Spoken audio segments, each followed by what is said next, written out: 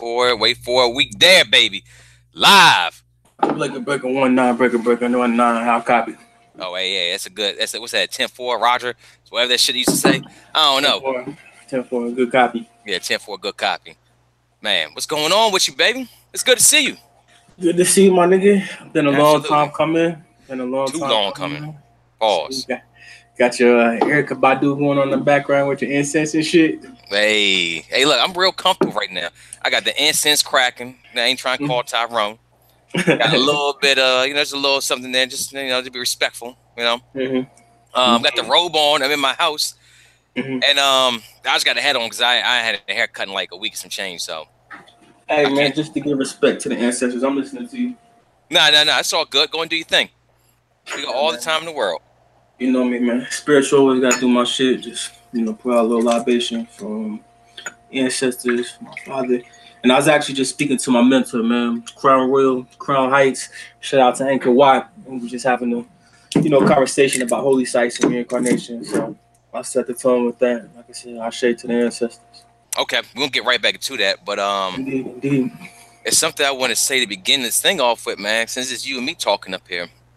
So, Mm-hmm. quick story. Just was talking about shit. I got a family, whatnot. Indeed, indeed. Yeah, shout out to Jenny, Rick Jet. Shout out. Dude. So I Yeah. get back. We get back from my parents' house today, and Jenny had bought these. She had bought these pink washcloths. Mm-hmm. So I was like, ain't nothing but a whole bunch of dudes in here. Why you buying these pink washcloths for? And that's Right. what she said to me. She said, "It's because you ain't gave me a daughter yet." I'm like, "Whoa!" Like, hold Oh a second now. shit. I'm like, hold up. Are you telling me something I don't know? Like, what's going on out here? Because Right, please right, let me know. right. But I don't know, dude. I go back and forth every day about having another kid. I love being a Mm-hmm. father. Um, Mm-hmm. you know, both our fathers. Much respect to both of them. Indeed, Um, thanks. yeah. I love it, dude. I actually love being a father and bringing life into the world again. It's a Mm-hmm. beautiful thing. They say third time's a charm. Always. I've always wanted three, and then Rick and Jet do something to piss me off. And I'm like, yeah, I got to raise these two little nigglets. So I ain't got time to be, having more kids. But Right. yeah. But nah, I don't know, man. I'm going back and forth with it a lot. I know you ain't got any Man, kids, but what do you think? I'm looking forward to it, man. I was just having a conversation with my mentor actually, and we were talking about the beauty of having a father in this world and just having parents. Being able to continue on your legacy. I like to experiment with psychedelics and take journeys in the mind. And Hmm. after my dad died, I did what people, would call heroic dose of mushrooms. And Okay. one of the biggest takeaways I took from that experience, and people tell you this, but to actually go through it and feel it, is that we are our ancestors. And what was conveyed to me was that I'm just the newest version of my father, but what's inside of me, goes back trillions of years. 66 trillion years to be exact. So I say all to say, man, anytime you can, keep yourself going, find yourself through different relatives and and the Bible says go forth and be abundant. And I don't think that Yeah. was about, being a bunch of stir crazy in the loins type of people, but the more ancestors you have, the more experiences you bring to the creator, yourself, your DNA, your family, etc. Yeah. That sounds like a very long-winded way to say, yeah, nigga, have another kid. Yeah, why not? I mean, especially, and on the 100 of it, nigga, let's keep it 100. Like, Let's do it. if the shoe was on the other foot and you had two girls, Yeah, I mean, I would definitely try. I did. yeah, If it was Jetta and Ricky with the I instead of a Y at the right, end, yeah, right. I would definitely go for it again, man. Remind me of Uncle Punchy. He got a shout out to all my cousins, all three girls, but goddamn, dude, that's just. And you Yeah, got your wife too, man. That right, man's wallet must have been had a hole through it. right, man. No, that's real shit. Yeah, man. If you had two girls, nigga, you probably wouldn't be making this. You probably be playing house right now. Yeah, exactly. Oh, what we got Indeed. up here? Oh, our boy Gio here with us too. Hey, Man, shout we ain't out to Gio subscribed to the Lonnie, man. page. Hey, Gio, nothing but love to you, baby. Let me hear what them beats Indeed. sound like. Shit. God damn. That man's beats, dude, is. When I But remember make the sure first time I you met. share. Yeah, I was about to say share that. Yeah, I remember the first time that we met Gio, and I'll go Mm-hmm. back to our story, of course, throughout some time through here, as the Yeah, yak for is sure. infused with the bloodstream. Facts, facts. Yeah, Gio, man. Met him through my wife, like I said, Jenny, and his mom. They work together.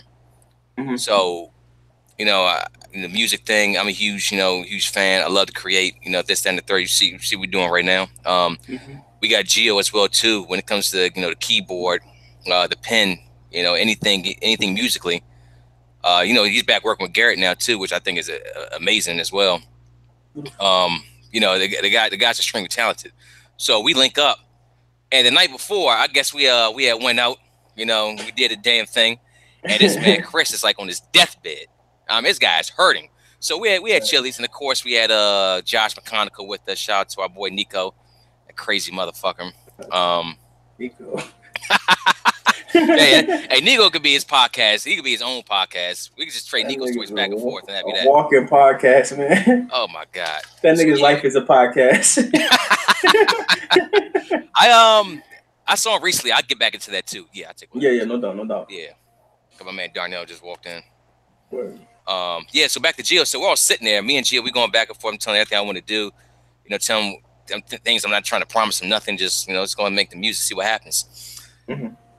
And you're sitting there the whole time. I don't think you say one fucking word about anything. I think you may lift your head up and maybe order some food, and you had the shades on, and that was that right there. You could talk on that from there. You was going through some things. I'm like, me personally at that time, I already knew you. I already knew who Chris was. So, he's just going through the motions. But for the first time somebody meeting you, our boy Gio was like, what the fuck is wrong with this dude? Yeah, man, me and him was having a conversation about that the other day, and he was saying really how that was a precursor for a lot of things to come in my life. But, just where I was at in life right now, man, or not right now, but back then, just heavily involved in drugs.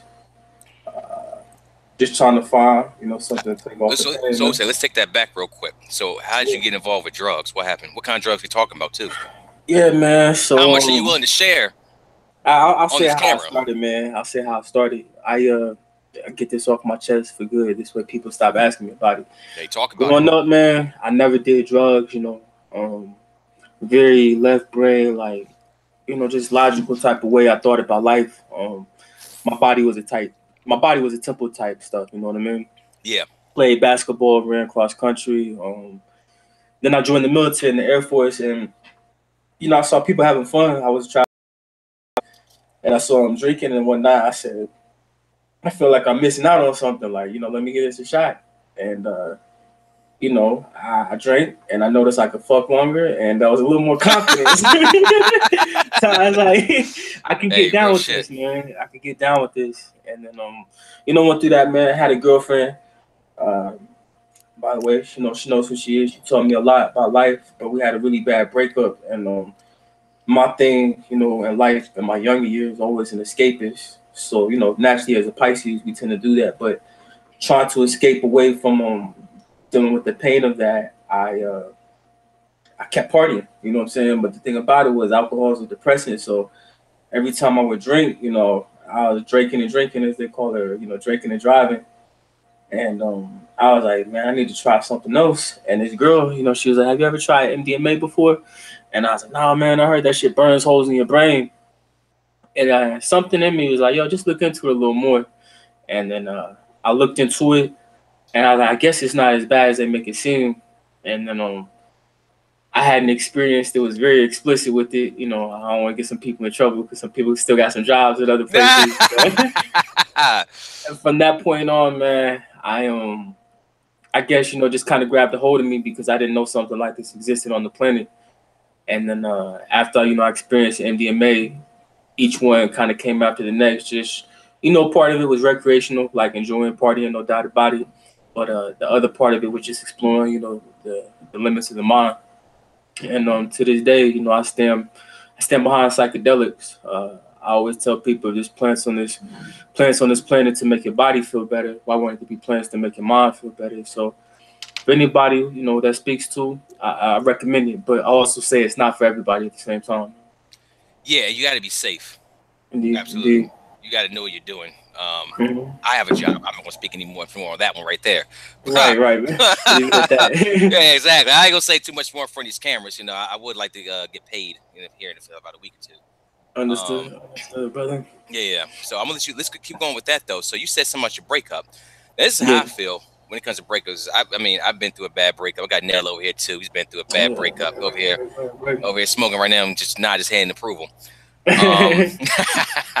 Um, I feel that every man should go through a bad breakup Definitely. because when it comes to women, that essentially opens up a third eye. You can see, like, after maybe my first girlfriend, first serious girlfriend, we broke up. You know, Hmm. I was able to see things a lot more. And then a few Hmm. months later, when she had a boyfriend, and she came over and I fucked her. Then I was able to see things a lot more for what they were, and it Right, just opened my right. eyes up to things that I would have never had saw. So it makes you. Hmm. It's a couple ways you can come out of it. You can slide. You know, you can go into a real dark path, or it can make you a lot Yeah. stronger. You know, some things that you may do. You may want to start hitting the gym more. Or you have more time for yourself to maybe invest. Maybe start a business. You know, get back with your people. Spend time with the family. Breakups can be very, very helpful. I feel like that everything is there's no such thing as a loss. I feel like if you look at every situation a certain way, that you Hmm. can find a win out of it. Well, yeah, man. So this goes back to a conversation I was having recently, talking about actually the thought that spawned this conversation as I was watching the newest episode of Atlanta. I'm not sure if you're familiar with the show. Kevin. Yeah, of course I am. Yeah, What you think yeah, about the yeah. show, man? It's beautiful, man. One of the best written shows of all time. Yeah, huge fan, huge fan. Yeah. Shout out So to in that this boy episode, Gambino. sure. Shout out to the brother, beautiful brother. Um, he did an episode that was kind of like a take on Michael Jackson or whatever, man. But it was weird because the episode, if you're familiar with the term of Iranian dualism, is one of the first few times in history where we see this concept of like good and evil.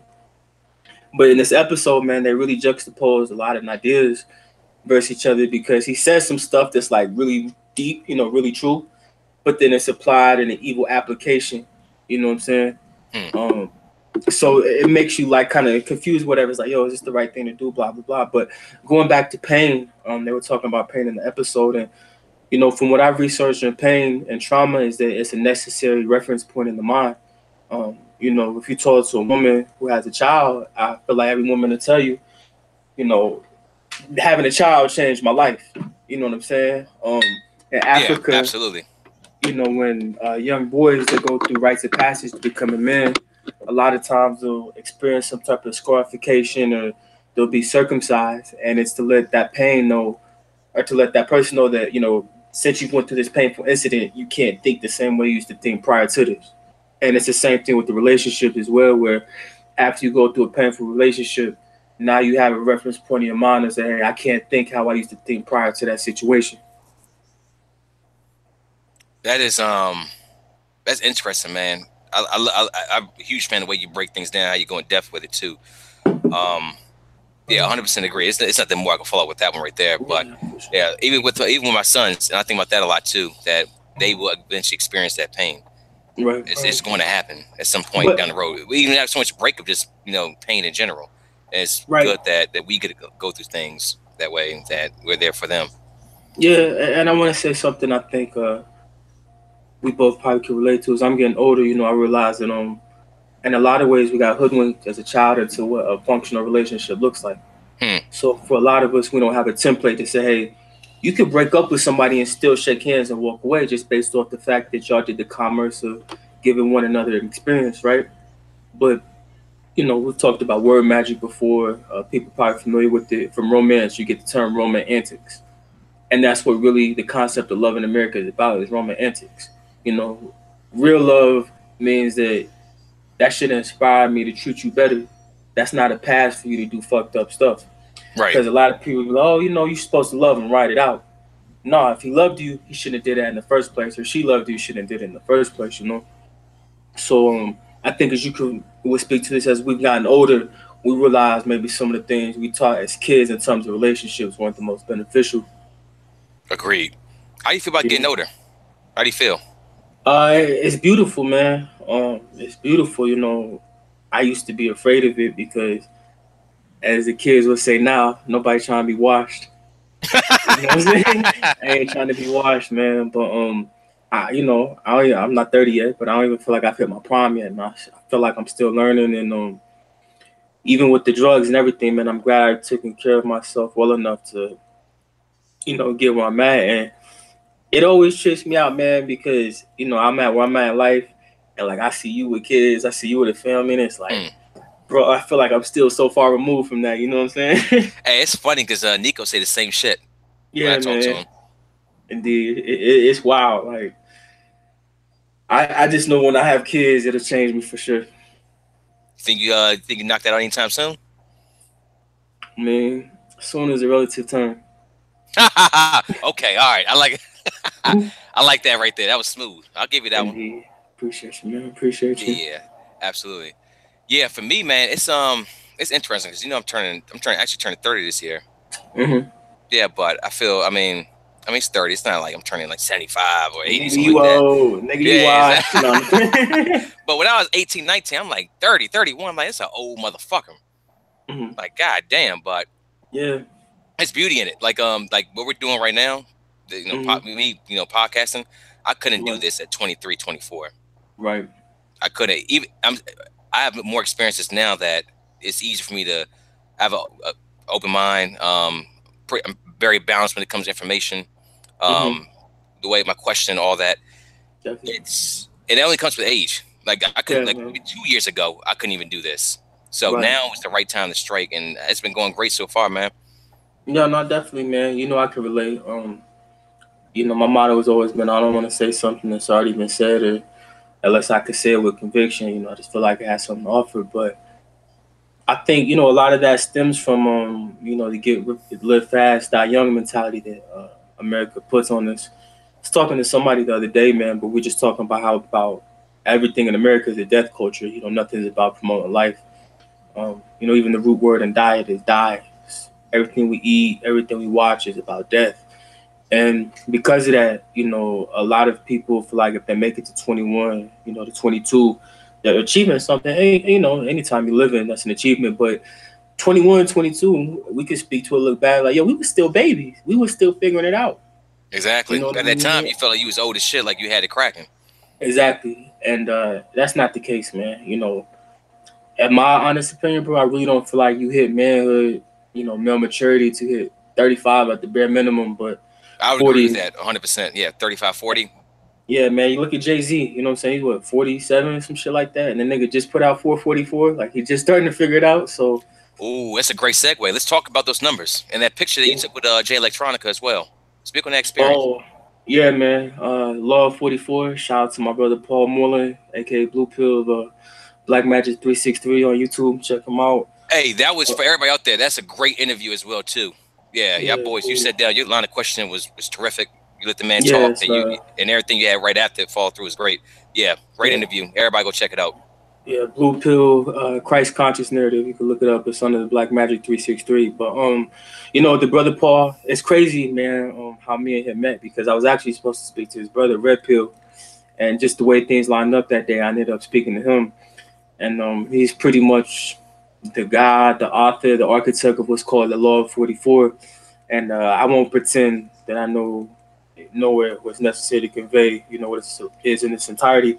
But ever since that me and him, went through that interview, this number 44 is permeated through my life, and everything I saw, or everything I've seen recently. And anytime I see it, I know I'm on the right path. But Oh, say let's take it back. What is the law of 44? um, if I could put it in my words and my own understanding, I would say it's a binary code in the universe. It's the building block for everything. When you talk about a square, the square of the mind has four corners on the top, four corners on the bottom. I don't know if you can see my tattoo a little bit. The Kaaba is law 44.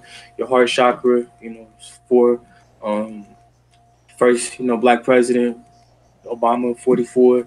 Jerry Mm-hmm. West, most nigga sport, 44. Marvin Gaye, 44. When you talk about carbon's relation, we're carbon-based beings. Um, you can break that down and get into 44. So it's just a number that keeps coming up again and again. An example I would give is I'm somebody who studies patterns. When you study patterns, you can begin to understand divination and stuff like that.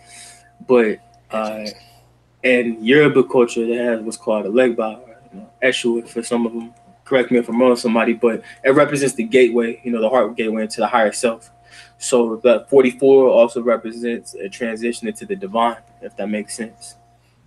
So you met Jay Electronica as well too, Yes, and sir. there Yes, was sir. and those numbers were right behind the picture y'all took, which was incredibly dope. Yeah, man. Talk about that experience as well too. I'm curious because you gonna speak on it last night when I was talking to you, but I said I wanted to be all Yeah. natural when I first hear it. Yeah, definitely. So I went, Jill Electronic, my favorite rapper, man. Eternal Sunshine of the Spotless Mind was probably the most important album I've ever heard of. Amazing body of work. Yeah, definitely. And it's only like 15 minutes long, but I mean, we went through that night, and that shit changed my life. But I It was went a to great see night. him back. Yeah, great night. I went to see him in 2014, and for whatever reason, we got pulled over. They thought we had marijuana in the car. And I've always been a person that was into sneakers and stuff like that. So I come from the era of sneakers where if you wanted a pair of shoes, it was first come, first serve. And Shout out to Nike Talk. right. Shout out to Nike Talk, man. I've been going to Nike Talk. Yo, no lie, I've been going there since I was like 11 years old. But Yeah. I would be always first in line, so I apply the same concept when it come to concerts, especially general admission. First, first in line, whatever. Anyways, we got pulled over, man, and we ended up showing up 5 hours late, and we were the last people to get into the concert. We were the back, and by the time he finished, by the time we got in, he was wrapping up the performance. So I went and I told myself if I got the opportunity to see him again, I would be the first person in line. So I had just got back to California. I was coming from Peru. I was living from Peru at the time, and I got there like 5 hours early before the concert started, man. Ooh. And I've always had this thing in my life where I've had so many people help me out. If I see somebody, I can help them, especially homeless people. And I like to do nigga shit for homeless people, man. I don't like to buy them food. What bottle do y'all want? Y'all want to go get some cigarettes or something like that? Hey, everybody listening right now, pretend like you homeless and running to Chris because he'll buy you a bottle of some Hennessy XO. So I was walking to the venue, and in San Francisco, man, the homeless population is really bad. But It's there's probably extremely bad in that area. yeah, Oh my it's probably God. like 10 people sitting on the corner, and I just asked them what they wanted to drink, and they told me, and I went to the grocery store and I bought them like 230 packs, man. And the shit felt cool, bro. They was acting like I was Jesus or something, like I had just turned wine to water, man. But everybody was over there having a drink. They was like, "Oh man, we appreciate y'all." I was like, "Nigga, I've been homeless before. I know what it's like. Sometimes you want a beer and not just a burger." Back when you sleep on the couch. Hey, back when I was on the couch, man. But right after that, I was walking up to the venue, and as soon as I was coming up to the venue, Jay Electronica walked out. And the shit, like, I had told somebody before, I was like, "Yo, I got a feeling I'm gonna meet this nigga." And then he walked out, man, and I felt it so deep in my heart that I knew it was gonna happen. I wasn't even like starstruck. I was like, "Nigga, what's up, man? How you been?" And the nigga was like, he's like, "I know you." I was like, "Nah, man, I'm just like my favorite rapper or whatever." And then we started talking. He was asking me where I was from, and just real humble, all the things that people usually say about you electronically. And he was like, "Yeah, man, I'll show you love in the show or whatever." So during the show, like, he was talking to me throughout the whole concert, man. And I was like, nigga, that's dope for anybody to be, going back and forth with their favorite rapper throughout the whole show. And then So a second. That's kind of big right there. What y'all talking about? just, he was asking me, he was like, "Yo, this is the dude I was talking to outside," and he was asking me like song requests and stuff like that. And he's very conversational during his shows anyway. So That's great. yeah, it was a cool experience, man. Yeah. So what happened after that? Y'all exchanged numbers by hopping Nah, studio with him soon? nothing like that, man. I mean, in due time, I'm gonna get to the top, man. I'll be like, "Yo, nigga, remember we talked to each other, at the concert." And I got a few other people, some embarrassing stories in regards to that as well. But I look forward to the day when I get to the top and you can kind of break bread behind the scenes. What is your plan for to get to the top? Just out of curiosity. The manifestation of the mind. Um, you know, one thing I would say I've been good at in my life is my intuition and my imagination. But recently, I had to build my masculine side back up and lay out the plan. So to get to the top, man, something I've been saying a lot recently is a magician never reveals his secrets. Because secret is sacred is the same thing. All right. It's no secret I'm gonna manifest the sacred in due time. Yeah, I've always told you from the first day I met you. I said, if there's anybody here that can make it happen, it's Yes, you. sir. I You can do it, appreciate you dude. for that. You can do Yeah. it when it comes to because you can play both sides of the coin very well. Not saying that you play a side, but you represent both. Like you can be extremely down to earth, Hmm. or You can talk about some higher shit. That's one thing I've Appreciate always that. that's one thing I always appreciated about you. Now I do have to ask you this right there. Yes, sir. Drake's newest track. I saw you on Not a fan, Instagram man. recently. You was going off on Yeah. that thing. Now I don't Yeah. want the reason why I bring that up though is that I don't want people to confuse you as being a hater. Right, And right. I would hate for your message. It's kind of like with Colin Kaepernick. I got something right here. What the Mm-hmm. fuck is that? It's like with Colin Kaepernick. He took a knee for something, and I was Right. completely twisted to he hates America. Mm-hmm. With you, I don't want the I want the same thing with you. Like you do your Yeah. IG thing. I think it's great. It's wonderful. Yeah, The more you definitely. talk, the better. I'm a huge fan of that. But I don't want Yeah, your man. message. I always told you delivery is everything, and I want your message being construed to be something else. Yeah, let me give a precursor, man, so there's no misconfusion about it. I'm We a can get big into Drake it. fan. I'm a big Drake fan, man. I go back to Drake when the nigga was rapping with little brother in them. He was signed to ATF. I got a You little know. story with you, me, and Drake's music. If you willing me Yeah. to say it. Hold on. Which one was it? It was a 5 a.m. Toronto joint when it dropped. What? Oh shit. Do I'm you gonna be remember? embarrassing. I mean, It nigga, can't. you got so many stories. Man, you It could told be. me the story about the knife, and I forgot all about that shit too. Oh, old girl with the four nipples. Oh shit, nigga, come on. Oh man. Hey, just get back into that. I ain't gonna say All that right, yeah, story. I'll say it yeah. off So the camera. Some 5 shit. a.m. Toronto, what happened with that shit? You want to know? Yeah, it's You worse remember? than the. Was it worse than the knife? Okay, no. It wasn't All bad. right, all right, It was cool. just Oh, something cool, funny cool. that you said to me. You had came back from a certain place. You was going like a Mm-hmm. week and some change. You came back knocking the door. He was like, Rick, catch me up everything. I was like, yeah, we had this going, nothing crazy. Went ahead. This is Mm-hmm. back when you and me was living together for everybody to know. I was like, Right, yeah, right. electric bill got paid. That's a good thing. Yeah, Mm-hmm. Drake dropped a new track 5 in Toronto. And I started talking about something else. She's like, Rick, wait, hold up. What the fuck you just say? He dropped a new Mm-hmm. track. No, man, play that shit. I was like, ooh, why is the guy getting so aggressive with me? I don't understand right now, but that's the. Mm-hmm. And then, yeah, it was a great day. Left the hookah, a couple drinks. It was wonderful because that's what you was going like almost like 2 weeks. Where did I go? I think I I might have when I just had first moved there. I knew exactly where you was at. Think about it. Texas, Oklahoma. All right, I'm gonna shoot you. Hey, tell your story about Drake and how you feel. I'm gonna shoot you a text because I ain't gonna put this out there Yeah, yeah. in the Do that for me, man. universe. Do that I'm for gonna me. shoot you a Right, text right right. now. Yeah, I got film about to start laughing my ass because off that when I get actually there. makes because it's kind of a story between me and you just talking right now. That's what makes it like Okay. really funny. All right, man. So here's the thing about the new Drake shit. Okay, Uh, I'm a big Drake fan, man. I always have been. I can relate to the brother a lot, being biracial. I think he's got a universal message that the people really need to hear. My thing about Drake is that a lot of times I feel like, hey, you really can't knock somebody for doing this. But I feel like when he pays homage, man, it comes off corny or it doesn't come off genuine. hmm. You think he's just When it doing it comes, just for like views and people will talk about it and shit like that? yeah, yeah, yeah. I mean, he has the best marketing team the game has probably ever seen. So I feel like sometimes 100% agree with that as well. Go yeah. on. I feel like a lot of times though he panders the crowds that are not necessary. You know what I'm saying? These are not niggas who gonna fuck with his music. For an example, Wu Tang, DMX. I thought Wu Tang Forever was a decent song, but bro, nobody fucks with Capadonna. Like nigga, I grew up listening to Wu Tang. I didn't know who the fuck the nigga was. You know what I'm saying, Yeah, man? And he then does shit like that a lot. I agree, 100%. the DMX song. I think it was on Nothing Was the Same or whatever. But DMX don't like the nigga. You know what I'm saying? Yeah, not And at all. it's just a few other examples here and there. Like I said, where he does interpretation or flip the song. I just don't feel like it's genuine. In terms of this Lauryn Hill thing, man, that she's to me the best female artist of all time, hands down, bar none, not even a conversation. I'm not about to argue And with you with that one. yeah, Yeah, X Factor, man. I don't know. Earlier you were talking about like bad relationships and like that.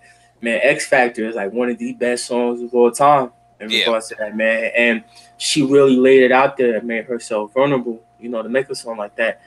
And for Drake to take that raw emotion, Lauryn Hill yearning for the reconciliation of masculine and feminine energy, and for him to flip that shit and make it a bounce track. You know what I'm saying? It just comes off like, bro, you're pandering to women. And then even when you really get into the message of what he's telling women, it's a 2018 version of Beyonce's Independent Women. You know, I Ooh. always relate things to as above, so below.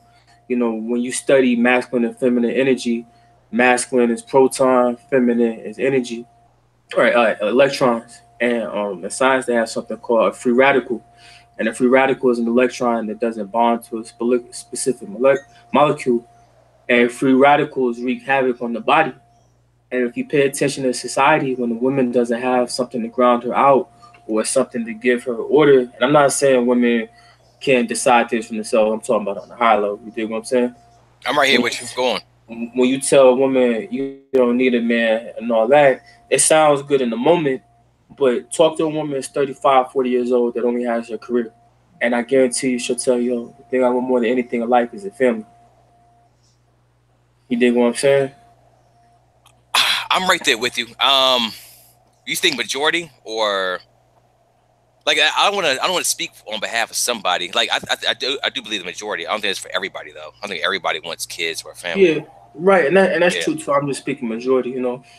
yeah. I would say the I, majority. Yeah, I speak from a place of universal law, and I observe that if on an individual level it doesn't speak to you, I don't give a fuck, and you don't have to listen to me. You know what we eat don't make each other shit. exactly, You know what I'm exactly. saying? If you don't So like it, you can leave. Pretty much.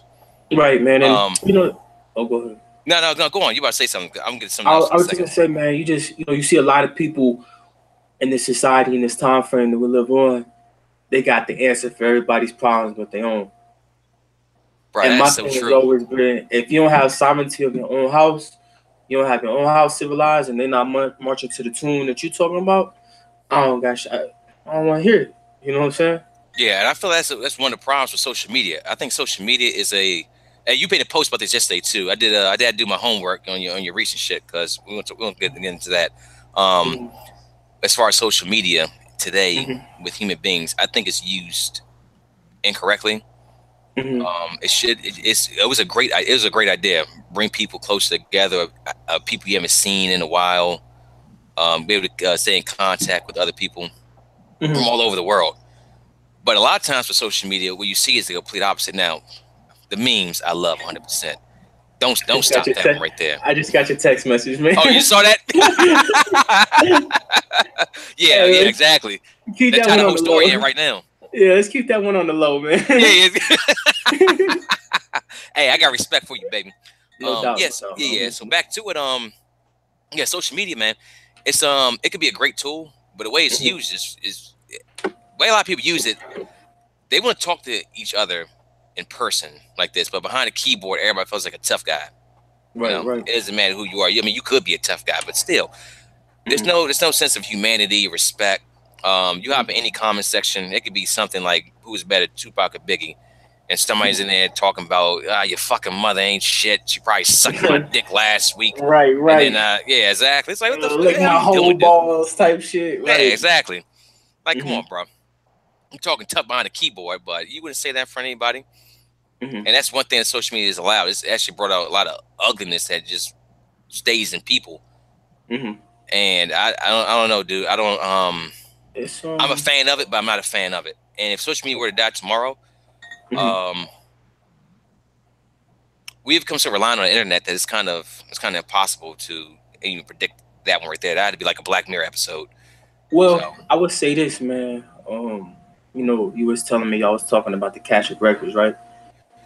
oh yeah, on the UFO investigator podcast we did, which is great by the way. I can't wait till it drops. I think with anything in life there's a plus and minus, but computers and technology had told us how spiritual of a people we used to really be.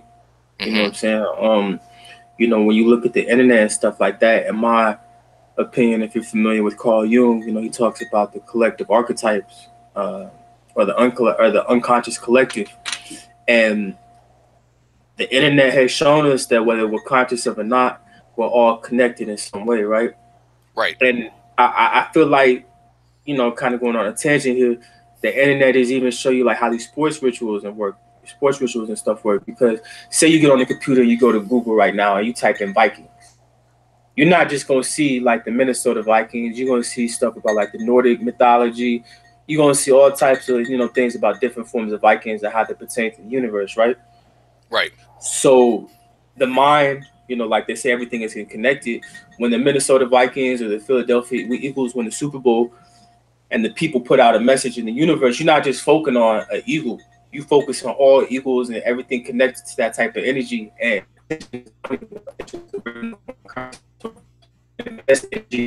something that's going to grow, right? Why you the Patriots win so much this you saw the it's being in America because this country is powerful.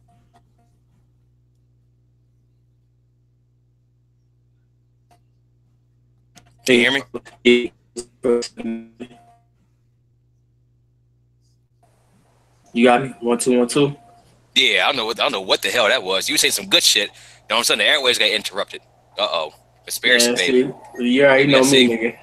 You already know me, man. I started dropping some shit about how they do their sports rituals and the shit stopped working. No, we won't get into it. You know what? We control this narrative right now. Go and speak that shit again. I don't know what the hell happened. Yeah, long story short, man, I was just saying that how technology is a reflection of things that we could do spiritually.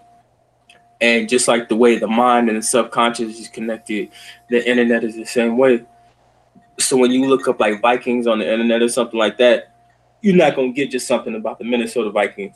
You're gonna get something about like Norse mythology, the Vikings, the Nordic, that type of stuff, right? Right. So if the Patriots win, I'm not just thinking about Tom Brady and them. I'm thinking about America and all the things associated with patriotic energy. And the thing about attention is the original form of currency. So when you invest your attention into something, you're building that back up. That's an investment for you expecting some type of growth. Right. So that's why they have all these teams, in my opinion, recently that are very patriotic and stuff like that. The last two was it college basketball and the Super Bowl, Philadelphia, the city of brotherly love, that type of shit. Do you think it's a bad thing with them saying with that right there as well? As the city of brotherly love and then winning? I mean, it depends on what you want from life and what you're looking for. If you're studying ritual and you're studying how the laws of the universe work, then no, it's not bad because you have an example. But if you want the system of America to be over, then I could see why somebody would say it's bad. It's just a system that's unfavorable to a lot of people. Mm-hmm. But then again, a lot of people do take a lot of things for granted living in America too. That brings us actually to a good point. You and me have both traveled all across this world, man. What do you think? Let's put it like this. There's a misconception about people outside of America. Mm-hmm. And everywhere. Mm-hmm. Africa, Asia, it doesn't matter where it's at. Let's talk on that, and let's talk on our experiences being all over. Yeah. I mean, the simplest, my thing I'm always going to reference is mythology, and mythology, I feel like tells you the truth in life because mythology is timeless. But for those who are familiar with the allegory of the cave, that's what living in America is like. We live in a box, we live in a vacuum, and for most people, they take the things they see on news as fact. And it's crazy to me because it's a severe case of cognitive dissonance in the sense that the media is known to lie, but we still take their word for face value. Yet if it was somebody in our personal interactions that lied that much, we were like, "You a lying ass nigga, man. I ain't trying to hear shit exactly. you Get gotta the fuck say." out of here. Right? Yeah, exactly. Right. But I mean, me traveling is what let me know that there's parallel universes and stuff like that because you can't go to places like Japan. You can't go to places I've been like Peru and stuff like that and telling me that's not another world. That's not another universe because it's completely different frequency, vibration, and everything, man. The people move different. They talk different. They eat different. Smell different. Going to a bathroom overseas. Yeah, I'll tell you right now what it is. Yeah, right. But honestly, I always wondered, like, because I know what bathrooms here smell. I got Darnell right here too. I mean, he does travel himself. Okay. Say someone from like Asia comes to an American bathroom, they're like, man, what the fuck are these idiots over here eating? Right, dude. Man, I remember like. Hey, go ahead, because I got a story too. Go on, bro. You remember like it's just certain type of people in the military. You probably catch on going that every single day they wake up have a monster. And then throughout the day, they got a big ass fat thing of lip right here. Yeah. And then go fucking get a double quarter pounder from McDonald's and shit like that. Failing a PT test. You know the type of dudes I'm talking about, man. You know the type. Loud as a motorbike. I wouldn't bust a grape in the fruit fight. You go in the bathroom after him, and it's like, bruh, I'm American, and what the fuck are you eating? It's fucking Eh, disgusting, dude. Yeah, man. I mean, But it's interesting. When I was in Afghanistan, I was there for about 5.5, five some change. The food over there is just different. Like right, I was eating, of course I was working out too, but eating, and then you can't drink anything over there. But I came back looking like a goddamn skeleton. right, right, right. Like it's what we put in our food over here is some other shit. That Over shit's there, not food, man. yeah, exactly. Yeah, When you that's try to go right. to Burger King.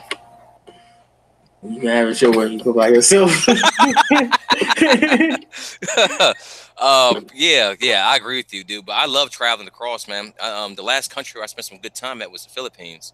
I remember Yeah, you telling me about that. yeah, it was cool, That man. was Just when y'all cracked the window. what's that?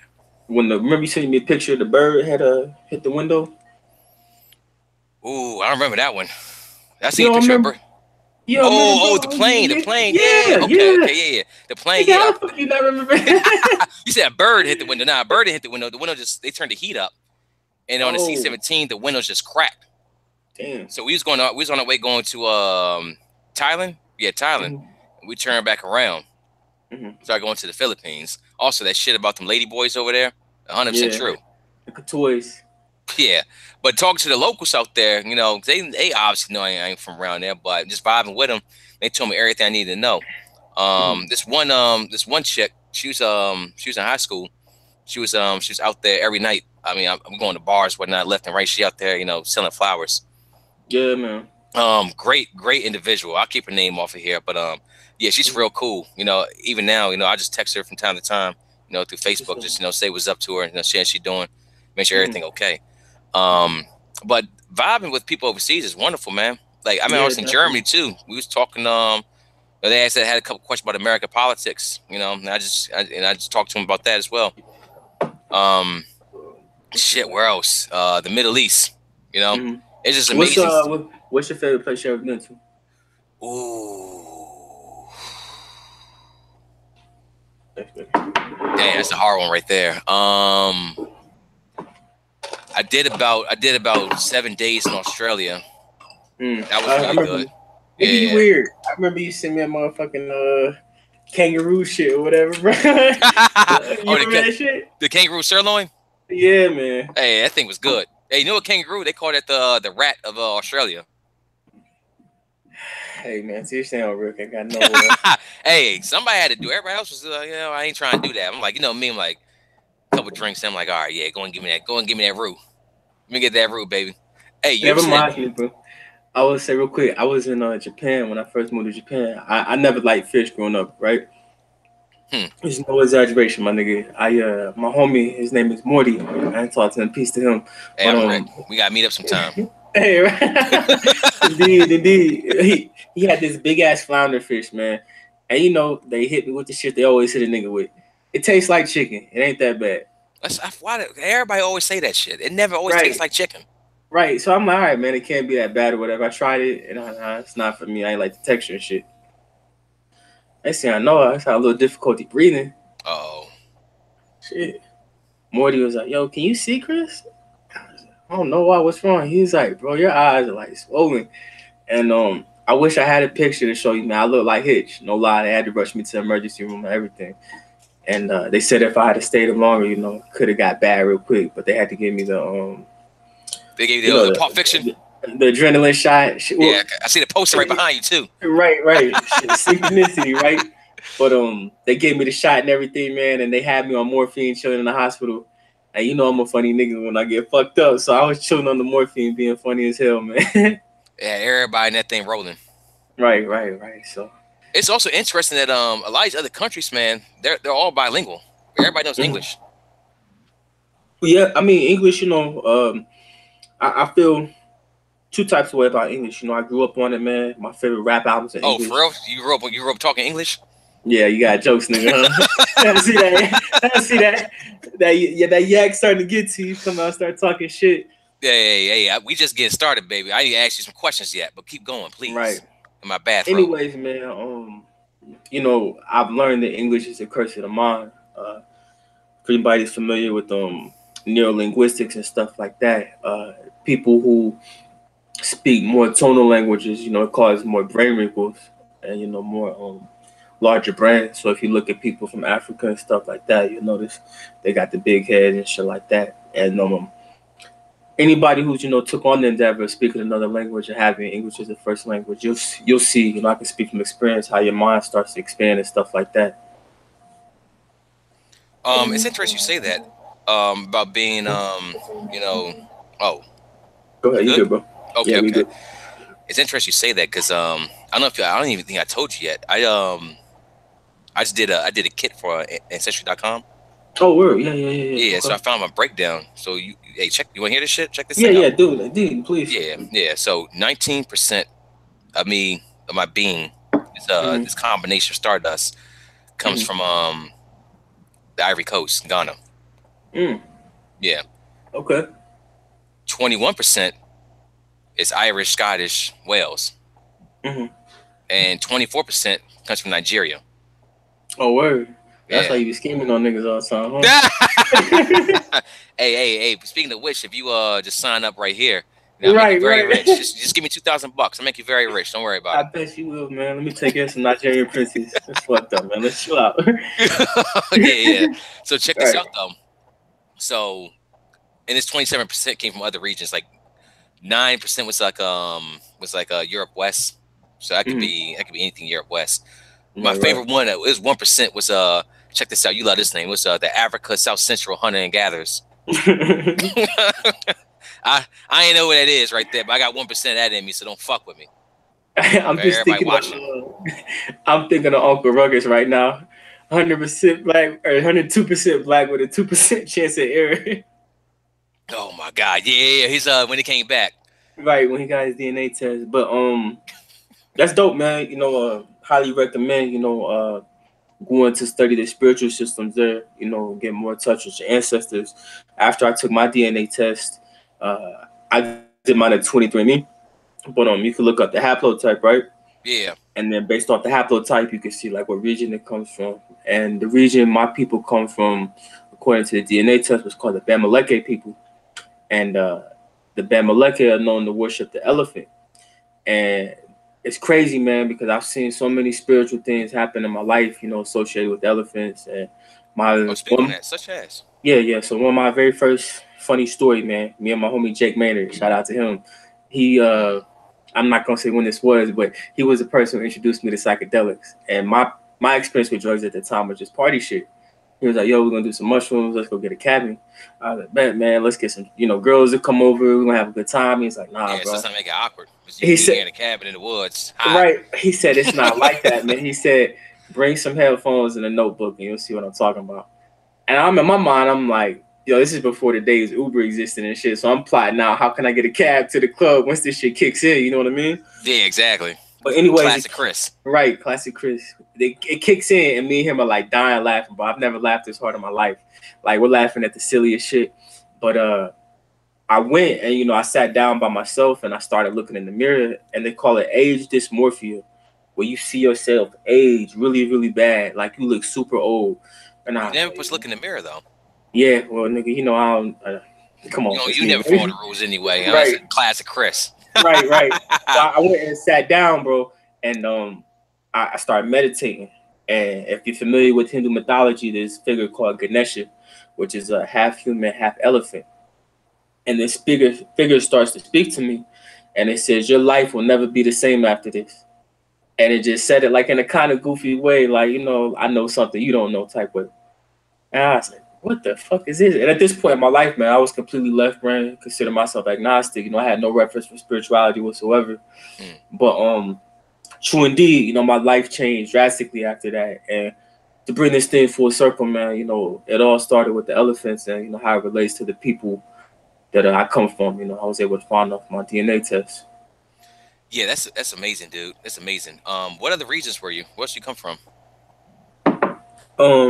Iberian Peninsula, Ashkenazi Jew, which is really just West African, and then I think I had some sub-Saharan African, but the main thing was the Bamileke. The Bamileke was like 50%, I think, and then the Jewish stuff is like 30. But the thing that was interesting about mine is a lot of people in my family thought they were Native American, and a lot of people thought they were Latino, and there was no trace of that whatsoever. That's crazy. I wonder who they heard that from. Well, my grandfather, he looks white. He's got like kind of European features, dark hair, dark, kind of olive skin. Mm. But he thought he was Mexican. I mean, he still thinks he's Mexican. The nigga grew up in Mexico, speaks Spanish and everything. But apparently we're not, of Spanish descent or Mexican descent. Not even close. Yeah, I love those things, man. How it just really just breaks you down, shows you where you come from. Like I will go to Nigeria one day. Yeah, for sure, man. Yeah, walks among the people. Indeed. Yeah, same thing with I've even found my mom. So let me take it back a little bit. So my mom actually found she talked to someone about my ancestry.com kit. Shout out to Ma, love you. She found somebody that actually knows what tribe that I came from. Because the Nigerian side definitely comes from my pops. It's a picture. My mom put a picture of Nigeria and my pops side by side. I even seen the picture in a little bit when you start talking, and they look almost identical. Like the features, at least. Yeah. The Same features. shit happened to me, bro. I looked up an autobiography of a dude, and the nigga looked just like my dad. Yeah, crazy, right? Indeed. Yeah, them features, man. That shit don't die. But yeah. So I think it's called the I hope I'm saying this right. The Igbo tribe. Oh yeah. I know you're talking about. Yeah, it's in Igbo. north. It's in north. Yeah. Okay. It's with the E or I. You say Igbo. Igbo, I think it's how you pronounce it. Okay. So yeah, that starts with I'm sorry, that starts it they're I guess they're from northern Nigeria. Yeah. So yeah, I plan on eventually I plan on just going there and just walking amongst people. Just living with them. See how it was. You should check out this book, Akata Witch. It's a really, really good book, man. You and I, for the lion, you talk about lions have always been a big thing in your life, and how leopards have been a big thing in my life. But it's a fictional book, and this lady writes about this little girl who's introduced to a secret society of leopard people, but it's based in Nigeria, and it talks about the Igbo and stuff like that. Oh, really? Yeah, I'll send you a link after we get off. Send me that link. Yeah, I want to check that thing out. Yeah, Akata Witch, though, is a very good book. It's got a sequel I need to get myself. I've been meaning to get it. Yeah. One thing we're doing this podcast too, I definitely want to start reading more books. Yeah, for sure, man. Definitely, man. It's like, I always looked at it when Neo was in the Matrix and he first realized that he was doing all those programs like to build himself up. Mm-hmm. That's what books are, the opportunity to operate in the Matrix. How do you feel about the Matrix in this universe? Because you said some things in the past and you said some other things as well too. I want to know exactly how you're feeling right now. We're going to get into it as I light up an instance. Hey, here we go. Shout out to Eric Badu. That's your new nickname, man. Eric Badu. It all comes full circle. Indeed. But when I first heard the Matrix, man, I had a very European standpoint from it. And again, man, shout out to my mentor for really setting me straight on a lot of things. But he was showing me that. Who's the name of your mentor? Do you mind revealing that? Yeah, Adika Butler. You can check him out at MindGrowMedia.max. His Instagram is, pull it up, Mr. MGM Grand. That's MRMGRAND. Mr. MGM Grand. Beautiful brother. He just dropped a book called Treasures of Darkness. Probably the most important book since a lot of Honorable Elijah Muhammad put out Message to the Black Man. Okay. And also I wrote part of it as well. So, check that out, man. Oh, the foreword? What you got in there? Yeah, I wrote the foreword or whatever. He gave me an opportunity to do that. Don't want to oversell it. Just a small part of the book, giving praise to him and, just giving the reader a foreword of what to expect as they get ready to indulge in that book. But, that book is... Yeah, but, to answer your question, a lot of times people have this Gnostic take on the world in the sense that, Europeans, when they came across Gnosticism, they had this aesthetic / matrix, like, avoid materialism, avoid all things natural. And that's because nature was an enemy to them. If you lived in the caves and you was fucking another man in the ass, you couldn't find no food to eat, you had fleas and stuff like that all on you, you would look at his nature as an enemy. So when they were introduced to these spiritual texts, they projected their views on that. where now I'm realizing that the Matrix is really just feminine energy. And to give you an example of the Matrix is really just the moon. You know, it's a reflection of the light on it from above. So if you have a beautiful light shining onto the moon, you know, the moon is very beautiful to stare at. But if you have I art, love watching the stars at yeah, night too. right, Yeah, man. that's So beautiful, man. if you have artificial light shining on the moon, or you know, maybe something that wasn't to your benefit, then the Matrix could seem like an adversary to you. But I'm looking at the Matrix now as just a computer simulated program where I'm able to inspire with my intent, and I'm able to manifest the things into my mind and see them play out real time. So right now, us, are we living in it? The Matrix. Yeah, definitely, man. I mean, if you get into quantum physics and really any spiritual system, I'll tell you that we're living in a computer simulated program. But that's not a bad thing. That's not a bad thing. I don't think, man. Personally. So let's go down that. Let's go down that rabbit hole. So I want to attack this fully. Hmm. How, why, and all those other questions: who, what, where, why, all those other shit. I What is the think, reason behind it? Is it experimentation? yeah, Is observation? experimentation. Who's observing? I think you know I always reference Iblis, Lucifer, for those more familiar with the Christian you know words associated with it. But you know, Iblis told God, "I'm better than you," and a lot of people take that as a bad thing. But you could probably relate to this, Rick. At some point, you probably want your sons to come up and say, "Hey, Dad, I'm going to take it further than you did." Absolutely. And that's what Iblis did. Was you know, Iblis and God, or you know, devil and the God, are the same thing. Iblis represents the faculty of the mind that realized that heaven got born. You know, anything that's perfected is death. Uh, when cancer perfects itself, what happens? The patient dies. And it's the same thing with anything in life. If you perfect it, you're going to die as well.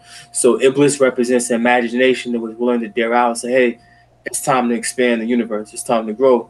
And I guess, you know, we saw fit to go through this computer matrix.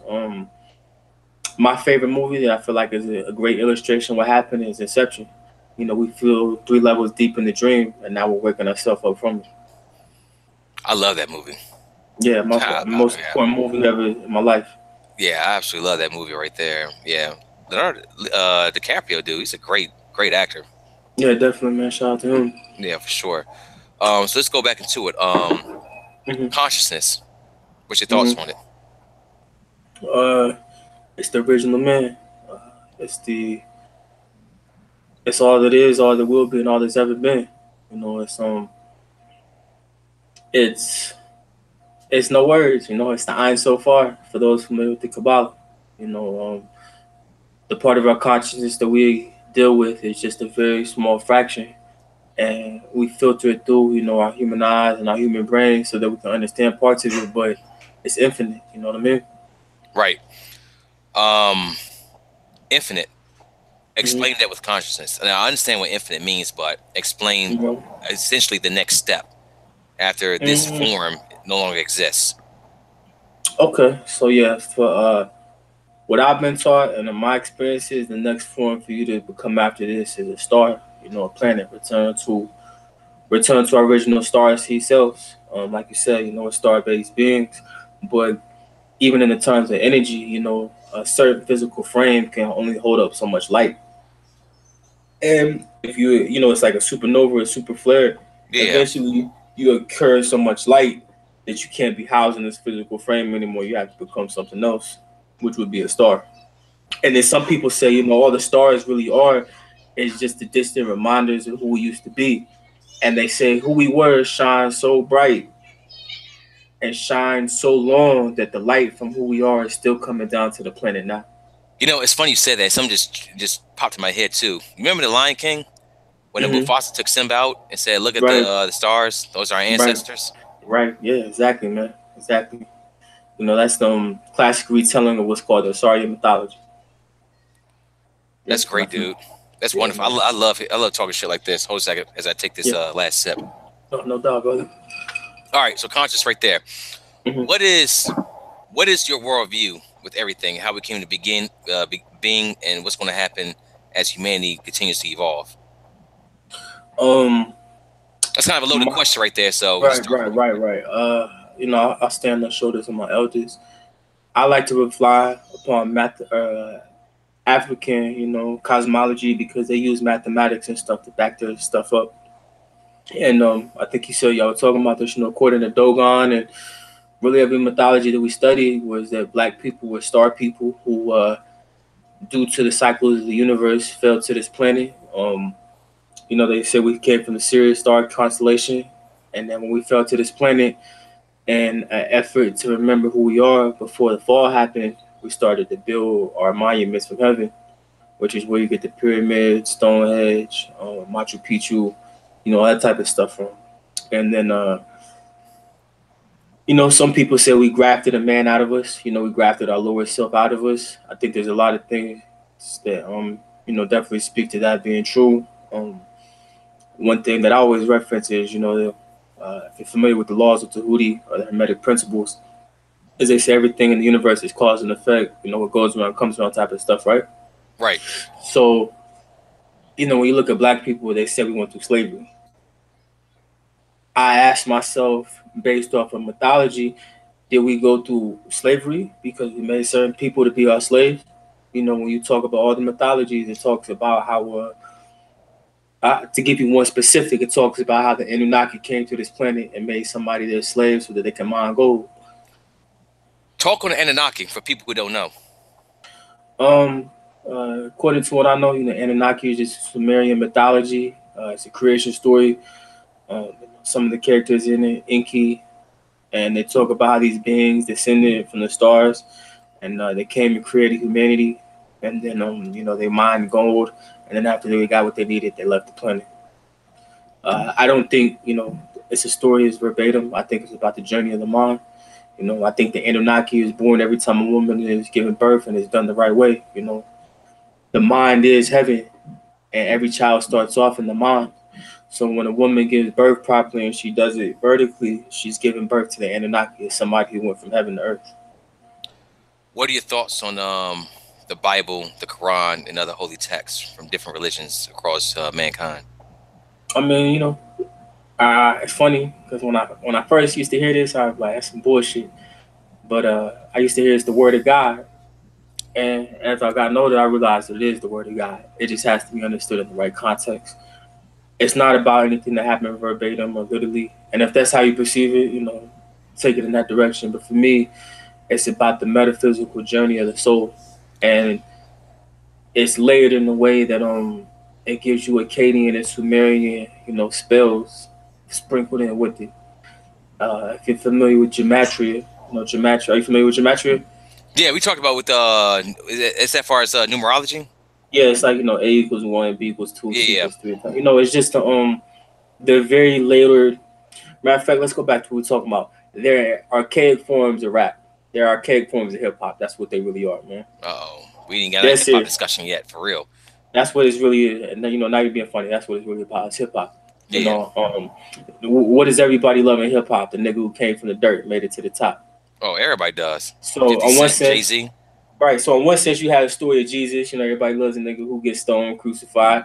But then the other story, and people need to be real with themselves, is you got the Lucifer story that everybody loves in hip hop. Everybody loves that flashy nigga. I ain't bowing down to nobody. I ain't bowing down to authority. So we venerate this Lucifer character in the subconscious, and most people don't even realize it, man. That's crazy, man. Actually, when you put it like that, because you're absolutely right. Yeah, because Tupac. Well, you see Tupac more so as a Lucifer character then? I would say, and that's the thing that's I think a lot of people miss about the Bible is they don't put the whole story together. When you get into gematria and you really study the Bible, it tells you that Lucifer and Jesus are both the morning star. So I think what happens, through the journey of your life, is you realize you've hit this point where you're falling. Hence the Lucifer, and it's like, I'm about to be on my braggadocious shit, raise myself up. I'm not bowing down to authority.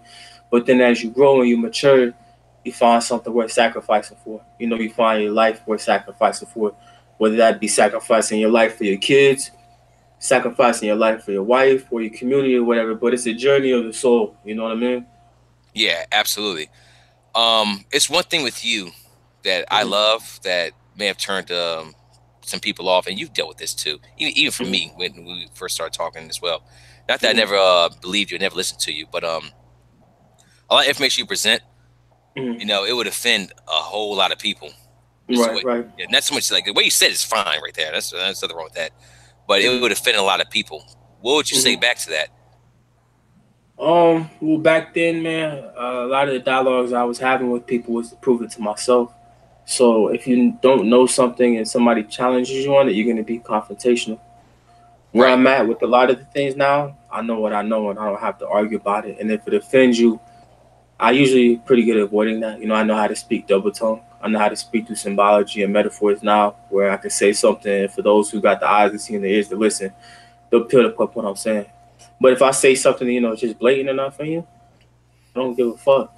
I'm at a, I belong to the world, as you would say, man. Hey, I I'm remember not, that day right there. Hey, right, old man. But girl, I can't roll out with you. I belong to the world. here we go. Man. Hey, I'm not gonna say the name, but y'all had a pretty decent relationship, man. Yeah, man. I've been fortunate in my life to meet like a lot of shit, man. Me slow down and drink, right? I've been I've been fortunate Hey, enough in my life, man, to have some good women that like really inspired me to grow and brought out the best in me as a man. So shout yeah. out to them. It's ain't so much like being married for 60 years and having 3 kids and a bunch of grandkids. It's that the experience of that Hmm. and what it could do for you for the next one or something totally different in life. So Yeah, yeah, definitely. I thought that was good. I thought it was great. Yeah, Um, definitely. I thought it's what you needed at the time too. Yeah, definitely, man.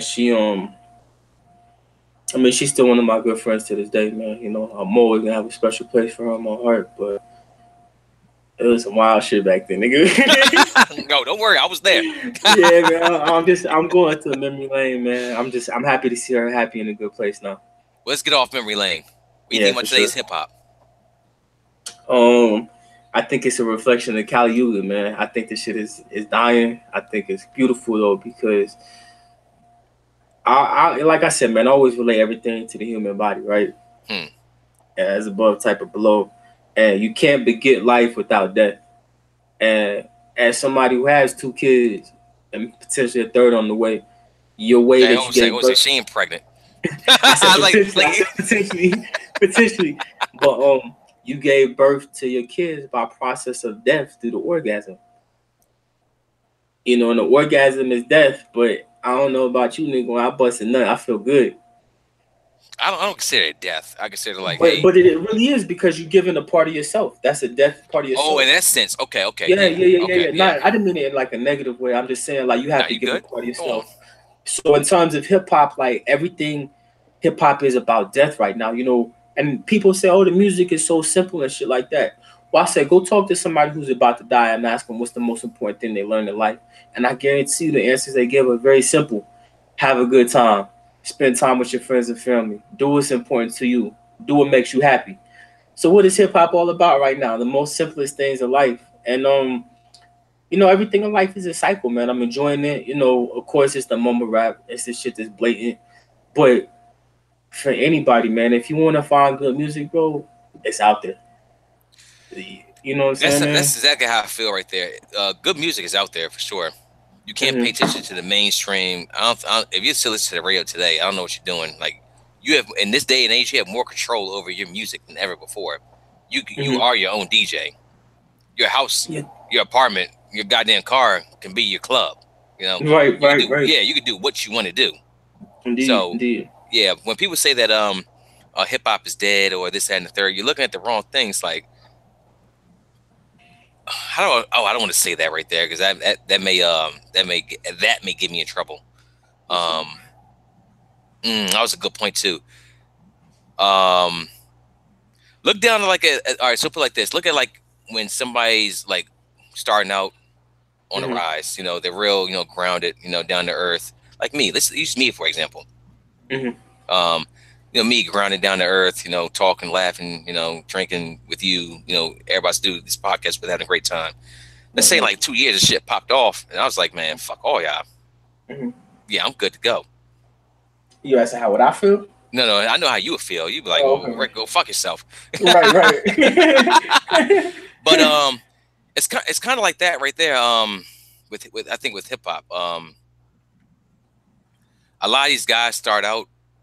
It started like hip hop started out like at a certain thing. Like you got to think of the '90s. It was Power to the People. Chuck D. Then you had Tupac, Jay-Z, Biggie. Like you had dudes. You had like legitimate rappers that was rapping. Right. You had this great lyricism. Production was wonderful. I didn't really start listening to hip hop. Like when I actually really got into hip hop, it was probably maybe about 2001. Like I was listening, but when I actually found artists I really love, it was like that 50 Cent, Kanye era right there. Right. And that kind of changed it for me. Oh, something totally different. Now it's like I just don't have that attachment to these artists that I once had. Yeah. It could be because of age. I'm not even entirely too sure, but I think it's the microwave I feel like right culture, now bro. it's just something totally different. I don't even recognize it. As in, like myself, I wouldn't recognize myself if I did. If I Right. just went off and did I something got crazy. you. Yeah. It's the microwave culture, bro. Where niggas, I mean, think about it like this, bro. Microwave culture. Really fits what we talking about. When your mom used to cook for you and like she threw down on some shit, that was it. Like it was a wrap. Like nigga, you cleared out the rest of the day. I was like, yo, mom threw down. We about to sit down and everybody about to have dinner, right? Yeah, absolutely. It Now was wonderful. imagine, and it was the type of shit that really left the imprint on your mind. Like, yo, I can't wait till next Sunday. Or I can't wait till mom cook this. And that was even almost a bargaining tool between you and your mom. She was like, hey Rick, if you do this, take care of business in school. We can have some fried chicken and peach cobbler on Sunday, and have a nigga motivated, right? Yeah, exactly. But 100%. watch how I bring this thing full circle. In terms of music and going back to food, when food is microwave, nobody really has an impression on their mind of food that's microwave. It doesn't leave a lasting impression. Like, oh, you might get the munchies for it or something like that, but it's like, oh man, that was a good, fulfilling meal.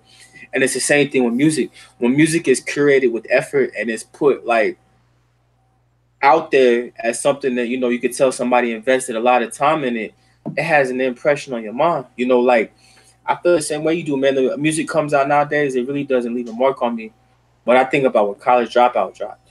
I think about when the Black album. Black Album dropped. Yeah, Yep. these were albums that you knew took time, and because of that, they still have a profound impact on my mind today. Yeah. But with the music now, there's no thought to it, man. It's just a simple track beat, pop a Xanax, and go in there and see how good you can mumble to the beat. And nigga, I ain't gonna lie, sometimes that shit sounds cool. Yeah. Like we ain't out here hating on music at all. Right. Like it's just some artists I like out here, and it's a bigger point we get to. Some with coming to hip hop. Yeah, I don't have the same connection with a lot of these cats that I had growing up, like MTV Jams, music videos, dropping. It's before like the YouTube era as well too. Yeah, exactly. Like shit was just different back then. Like you remember how it was before the internet. Nigga, don't say that shit, man. You about to make it sound old, bro. But honestly, think about it like this: we were the last generation to experience life before the internet. Yeah, that shit is crazy. Like we are it. Like your grandchildren, great grandchildren, ask you how it's life before the internet, and they would look at you like an old motherfucker for sure. But I mean, bro, you know what I miss, man? Like I remember kids playing outside. You don't see nobody outside playing no more. What might be different on a military basis, but in terms of like the city, bro, I don't see nobody outside no more, man. Hey, you saw that one movie that's out right now, Ready Player One? Nah, I heard it was good. Is it worth checking out? I haven't watched it yet, but the preview. So do you know anything about the movie? I don't, man. I just heard it was a good movie. So I would check the movie out. So there's no spoilers here. I just told about the preview. Or the trailer. I'm sorry. Essentially, it's like an alternate, or not even alternate. It could just be 2045, where the world is America's pretty much overpopulated, and everybody's pretty much just online, like virtual, like VR, virtual reality. It's taking it to the point where that you can be in the game. It's not so much you put the goggles on and you're just reaching out doing a bunch of crazy shit. Like you could be in the game. Just what I'm trying to see for the previews. So how do we know that's not happening right now? Ooh, see, I don't know. Inception with Inception type shit. Exactly. If I go ahead and appreciate it. If I go ahead and just maybe I'll plug something back here, that's what happens. Right. That's essentially what it's like right now with the movie Ready Player One. Yeah, it's like a virtual reality world. You hop into it, Mm-hmm. Oh, that's my mouse right there. Yeah, you hop into it. You can plug yourself back out. So I don't know any more about that, but essentially it's supposed to feel real while you're in that world. So Again, how do we know it's not happening right now, man? There's a lot of things to point to that. There's a lot of things to point to it, man. And the thing I always say is that they say history repeats itself. And I mean, you see everybody's pushing for VR, all that type of shit right now. So if everybody's pushing it for now, I feel like it's already happened in the past. yeah, so exactly. You said kids playing outside. Right, right. Yeah, exactly. So Indeed. and the way technology is going, I mean, who the fuck knows, dude? Right. Who knows? So I don't know. I mean, yeah, I love technology. Mm-hmm. Um, but it can also be America, not America, but mankind's. It Mm-hmm. could be Downfall. it could be yeah, mankind's downfall. Well, The race of AI. I always, I mean, I go back to mythology again. In the Quran, when Allah presented Iblis for Adam, he said, "I won't bow down to him because he's created dirt and I made a fire." And the same thing with technology. You got to keep that mindset. I will not bow down to technology because I'm a human being. That's just technology. And then even when you get into a higher self, I feel like that's what that story is about. Your imagination, a higher self saying, "No, I will not bow down to my human self doubt." Have you ever seen Black Mirror? Man, people keep telling me to watch it. I need to check it out. I tried to get into the first episode and it wasn't for me, man. I just could never get back into it. Did you watch the whole first episode? Nah, man, I'm not a big fan of watching a bunch of dainty white girls get saved. You're not a big fan of every Disney movie. Right, yeah. That's not No, my style, man. no, bro. Honestly, watch it. I heard. I'll check it out, man. The I'll first, check the it out. first episode to a lot of people is a turn off, Mm-hmm. and I know that. I know how the first. I know the first episode. I'm not saying nothing else about that, but the second episode is Mm-hmm. excellent, dude. Word, all right, It's all with right. the black dude that did Get Out. Yeah. Not Jordan Peele, but the one that was acting in it. Chris. Yeah, the one that was in Black Panther as well. Okay, yeah. I know you're Yeah, talking about. Chris Kalua. Kalua. I don't know Yeah. if I'm saying his name right. Maybe I am. I don't know. But yeah, he's in the second episode. Okay. That thing right there, we could talk about that. That episode itself could be like a 30-minute show. 30, All like right. a Yeah, 30, yeah, 30 segment. yeah, I've seen people put out stuff in regards to it, man. I need to check it out. Honestly, dude, I had to I watched some episodes of Black Mirror and I've had to walk away. Like that, huh? Yeah, I've had to walk away from it because it's set in like today's world. It's not like how much like it's some Tron shit. It's like set in today's world, but it's just like future technology. But people are still acting like people today. So it's shit you can see. Like one of the episodes it's a season 3 episode 1. I'll give you a pre-buys. It's social media. Everybody has a rating. And your rating can be seen by everybody. Like everybody has like some kind of context in their eyes so they can see everyone's rating as they walk past them. Like, oh, that person's like a 4.8. Oh, it's 1 out of 5, of course, 5 stars. This one person's a 4 out of 8. Oh, it must be a great individual. This other person's like a 2.7. Ah, fuck that. Gotta stay away. It's kind of like that, like what Uber has right now. Yeah. Yeah, a rating system. So imagine So what that you think shit. we get? You know what? I don't want to give the episode away at all. What I think I'll get right now, I don't even give a shit, dude. I don't even give a fuck. Yeah, rate me whatever you want to. I don't care. Nigga, I'm like a 1.2 right now. God. And that's being modest. Watch the episode. Watch the episode. I'll check it out, man. Yeah. Indeed. And one great thing about Black Mirror is that none of the episodes are. It's not like a season. They're all standalone episodes. Yeah, that's what I heard. They all can check them out. Yeah. Dude, check it out. Oh. You will love it. You you have something to say about it. Yeah, that, man. And I need to go back and watch American Gods at some point. Dude, I need to finish that. I watched the first couple episodes and it was pretty good. Then I didn't get back into it. Yeah, I need to check that out, man. Yeah, I mean, to speak to that, I always say that movies are modern day hieroglyphs, man. Like, I found myself through movies time and time again. Out of everything we talked about in terms of like spirituality and revelations, I've never had nothing as revealing as movies are. Where they say a picture's worth 1,000 words, And what is a movie but a succession of pictures? So, you know, a movie is how many frames per second, you know, and then think about how many seconds in a movie. So, you know, movies are just profound sources of, you know, in my opinion, revelations about personal journeys. You should write a movie. You should write a script or a screenplay or something. Yeah, you know, it's something me and my mentor Bennett talks about. He's more so focused on the screenwriting, but it's something I'm, you know, definitely want to get into at some point. I feel like there's a story that needs to be told that's not being told, and I would Do you like feel? to. Do you feel the same way about that? Yeah, definitely, I feel man. 100%. That's crazy. I feel the same exact way.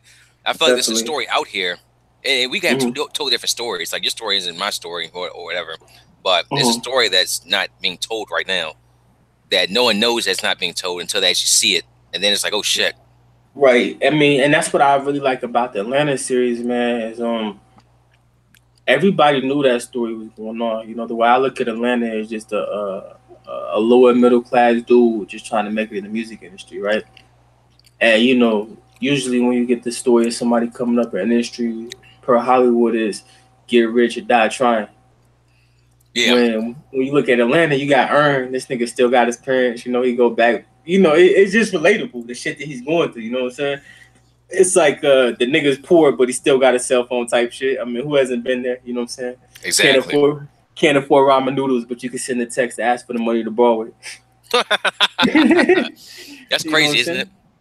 Yeah, so I say that, man. It tells a story that needed to be told, and I think there's a story right now that needs to be told with Don't say it. Don't say it. I don't want anybody taking your idea. All right, yeah, we'll leave it at that, man. Yeah, yeah. You can shoot that to me in text.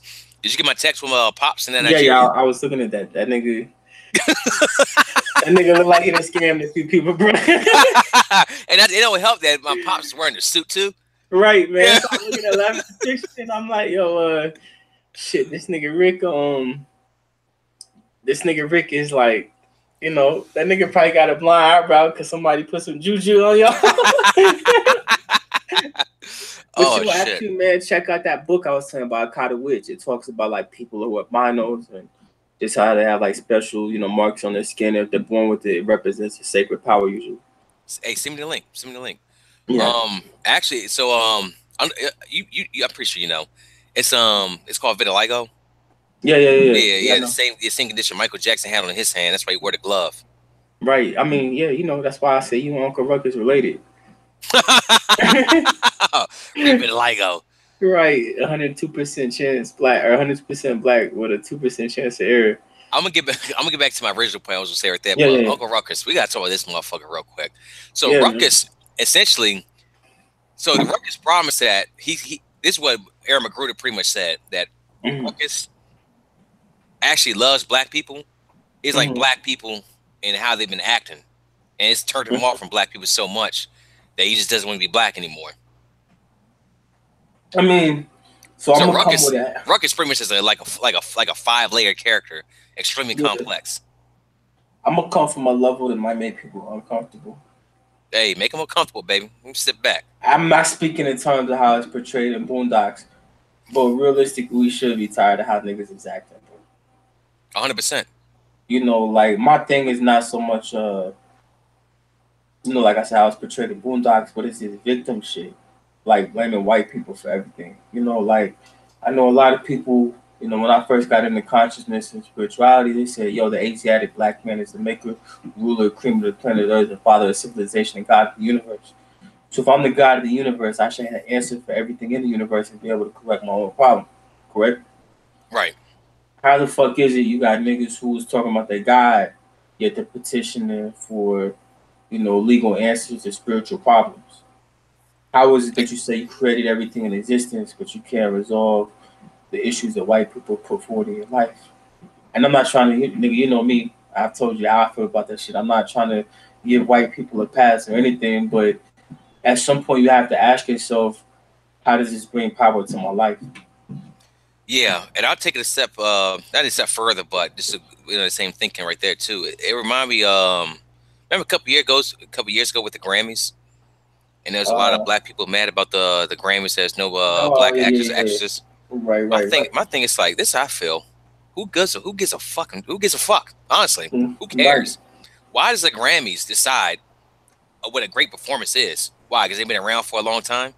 Right. I So mean, what? Who the fuck most cares, dude?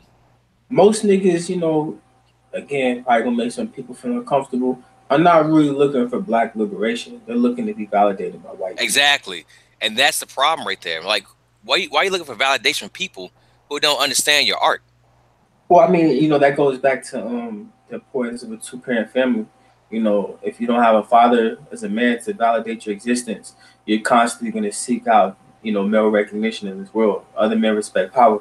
You know what I'm saying? So watch how these little niggas who don't have a father, how they campaign to get the attention of another man. And that's how a lot of that shit turns into homosexuality. No disrespect for anybody who partakes in that, but a lot of times people don't realize that when you're going through puberty and stuff like that, you're seeking out the recognition of a male. You could just naturally be looking for the attention of a man because your dad's not there, and before you know it, you put in a little situation where you got another man kissing on you, touching your private parts. I've definitely heard stories about that as that I mean, even shit. people that I know have We know some niggas. yeah, they've got taken advantage of just based on their past, and that's Mm-hmm. fucked up. That shit happens. That somebody's going through something. They have a father in the household, and you have somebody out there that's a lot older actually preying on them because of that. Right. Yeah, that's fucked up. And I know for the situations record, that happen like that. I wasn't laughing at nobody when I said we know some niggas. We just know some niggas that down the line got curious about, what was important to them, and in my opinion, because lack of a father figure, they went and I guess they found out male pubic hairs between their teeth wasn't their thing, but they still experimented with it. I ain't saying nothing else about that right there. I know, I know what you're talking about. Yeah, you know what? Once again, just shoot me a text.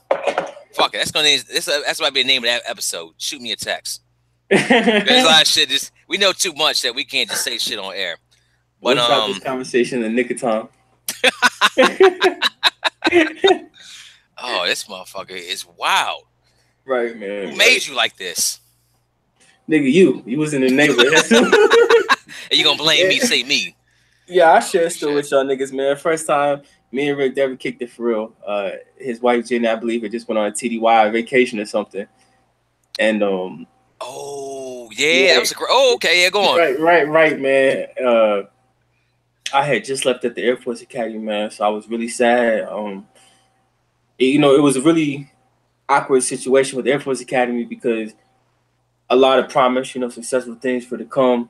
But at the same time, I knew it wasn't right for me. And, in terms, my two best friends at the time, Brandon Lucky and James Lydiard, it's just like really hard for it to split up, man. We had been through a lot. But, I met you, all praise due to Allah. He was kind enough to let me stay with you. And Jenny had left out of town or something, and my stepdad just got back from Afghanistan. He sent us a big-ass hookah. And, yeah, that's right. That's right. How did that shit go down? It was 8 o'clock in the morning. 8 o'clock in the morning. I was like, you was wearing a robe. That's why. Hey, represent it. Right. And I was like, yo, you trying to get fucked up? He was like, nigga, what you got? Or some shit like that. And I brought out that big ass pack of Corona. I was like, man, fuck it. I was like, this man's drinking 8 o'clock in the morning. We just woke up. I'm like, all right. And everybody knows, man, I've been smoking hookah since the beginning of time. But man, somebody you got to meet. You got to meet my cousin Pat, man. Mm-hmm. Y'all both remind me a lot of each other. Wow, she must be a handsome nigga. All right, hey, he's all blood, so I can't say no by default. Man, I almost made a fucked up joke in regards to we was talking about niggas going through shit. Oh, anyways, God. Man. I know you're going there with that one. Don't even do it. Don't do it. I ain't gonna do it, man. I ain't gonna do it, bro. But anyways, man, I remember that day we got fucked up, nigga. But like 12 o'clock in the afternoon, niggas was passed out on the couch. We was trying to watch football and shit, and we was like, man, let's go get some McDonald's, bro. Hey, that used to be our late night spot, man. The McDonald's on the corner. What was the street? We stay off South Ross. But the main streets, remember right there by the Walgreens and the McDonald's? It wasn't Western. It was 89th? 89th, yeah, 89th. Yeah. And, damn. Nigga, you got me going through memory lane right now. Bro, so speaking of memory lane, you know I did make his wedding. What's funny to me, man, is we weren't talking about it at the time. Or not at the time that you did the wedding, but Sam is like, yo, you're not gonna believe this shit, Chris. And she's like, yo, Rick got ordained as a pastor. I said, man, get the I said, now hold on, man. I know me and nigga went seeing eye to eye and some shit, but I know he ain't go back to religion.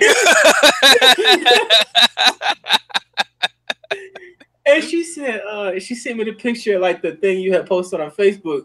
Which one? And I was, it was like the certificate or something like that. Yeah. I was like, yo, man, I might just break this shit and hit this nigga up to make sure he all right. I was like, they didn't got my nigga, man. They got my nigga. Nah, not at all. Nah, I did it because everybody keeps like a little bucket list with them. Facts.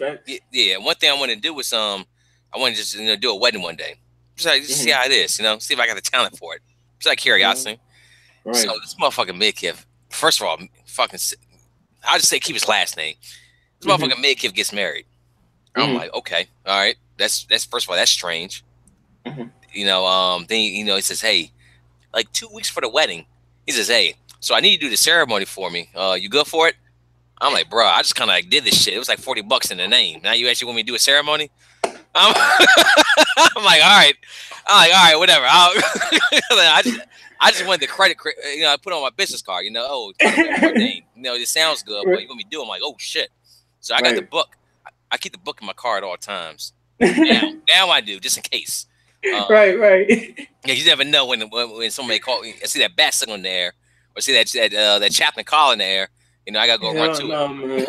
I'm thinking about you, man, because I know you, nigga, and I know before the wedding, you was like, man, I need to give me a little drink on so I can get in my zone. And then, bro, all right, man. Let me tell my story. Let me tell my story. The phone was taking off. Yeah, that's also included. So check this out, man. It gets bad and it gets good. It gets bad too. So I'm out there. We girl, we fly down to Oklahoma. I see Midkiff, see a couple other cats out there as well too. I haven't seen in a while. Like I told you with you and me, I could talk to you in a year. We pick like we left off yesterday. So pretty much the same thing. It was wonderful.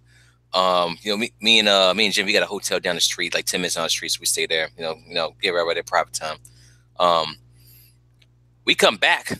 Well, I go back the next day. We got the bachelor party. So I'm like, all right, bet. Bachelor party was dope. Nico was there as well too.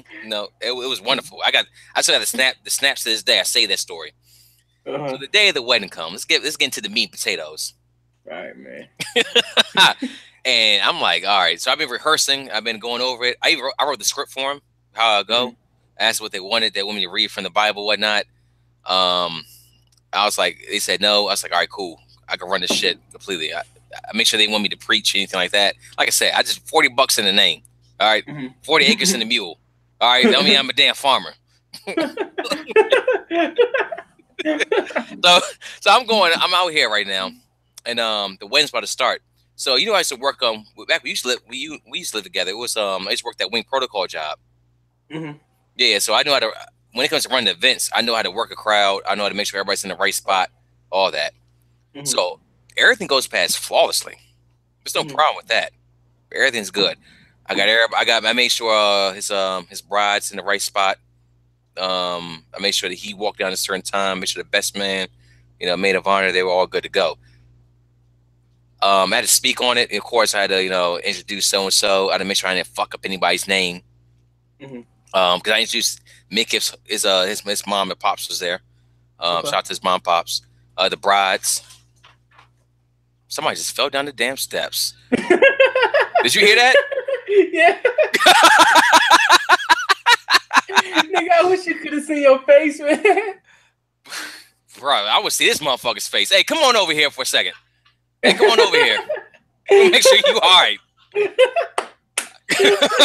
hey, yeah, come on over here. Come on. Who is it, Nico? Yeah, Zach is. Yeah, get over here. Oh shit, man! Is that Nico, Rick? Nah, yeah, it sounds like Nico. Something he would do. Right, man. Oh my God. Hey, if y'all don't mind, I'm shooting a little podcast over here. Yeah, it's all good. I ain't trying to do too much right now. So, hey, slide over here for a second. Yeah, come on over here. Come on over here. Oh my God, man! Meet this man. Hey, this is the man that fell down the steps. Yeah, goddamn, nigga. I mean, what bottle of Henny is that, man? Hey, that man too. Hey, what bottle of Henny was it? What you been sipping on? Better talk to your father over there. Get out of here. He ain't 21. Nah, he's still in high school. Oh shit, man. Yeah. Nigga still trying to get his legs up on them, I see. Hey, hey, getting his land legs. Right. You swimming in your mama's belly no more. Mm-hmm. Hey, so check this out. So back to it. So everything with the wedding is fine. Everything goes great. So you know me, I got the collar on still, and his fans come to me like, hey, Reverend, thank you very much for everything. I'm like, whoa, hold up. I'm like, all right. You know, I'm at a point. I can't sell myself as a fraud. I just kind of gonna go along with it. Yeah. Right. Yeah, exactly. I'm like, yes. You know, thank you very much. It was wonderful. You know, I know your son a very long time. He's a wonderful individual. You know, great guy. I'm playing it up all night. After that, you know, they pour a little champagne in the air, and I'm like, all right. You know, I know right now I'm representing, you know, a pastor pretty much. So I take the collar off, just unbutton the shirt. You saw the picture, didn't you? I think so, man. It's pretty much the Catholic priest gear. Yeah, that's exactly what it is. I saw it. Yeah. Yeah. So I just unbutton button the collar, and make sure nobody looking. You know, I'm like fucking 14 again. Take a little sip, and go on from there. It's wild, dude. Like doing a wedding is wild. Cause you have managing the groom is one thing. That's your boy. So let's take it back with the groom. So you know, that's my guy right there. I've known him for a very long time. Good so dude, yeah, exactly. So he's from Ohio too, man. Shout out to Ohio, brother. Yeah, hey, shout out to Ohio. Yeah, right. real big Bengals fan. So he's so before the wedding starts, I'm like, look, man, exactly what he said, look, I can't do this shit sober. I ain't never done this shit before. I know you, nigga. I know you. So me and Nico for some reason rents his truck. He rents a truck. The truck is it's like a Ford F-150. This motherfucker is big as shit. I mean, this thing is like. You say he rented it? No, he got a rental. He got a rental for the weekend. He wanted to stunt real quick. Who rents an F-150? His car broke down, so they gave him an F-150. Oh, shit. Nico's we got a Toyota Camry. Nah, y'all got any F-150? Hey, Nico's renting an F-150 right now. An F-150. Hell no, man. Right. So this thing is white.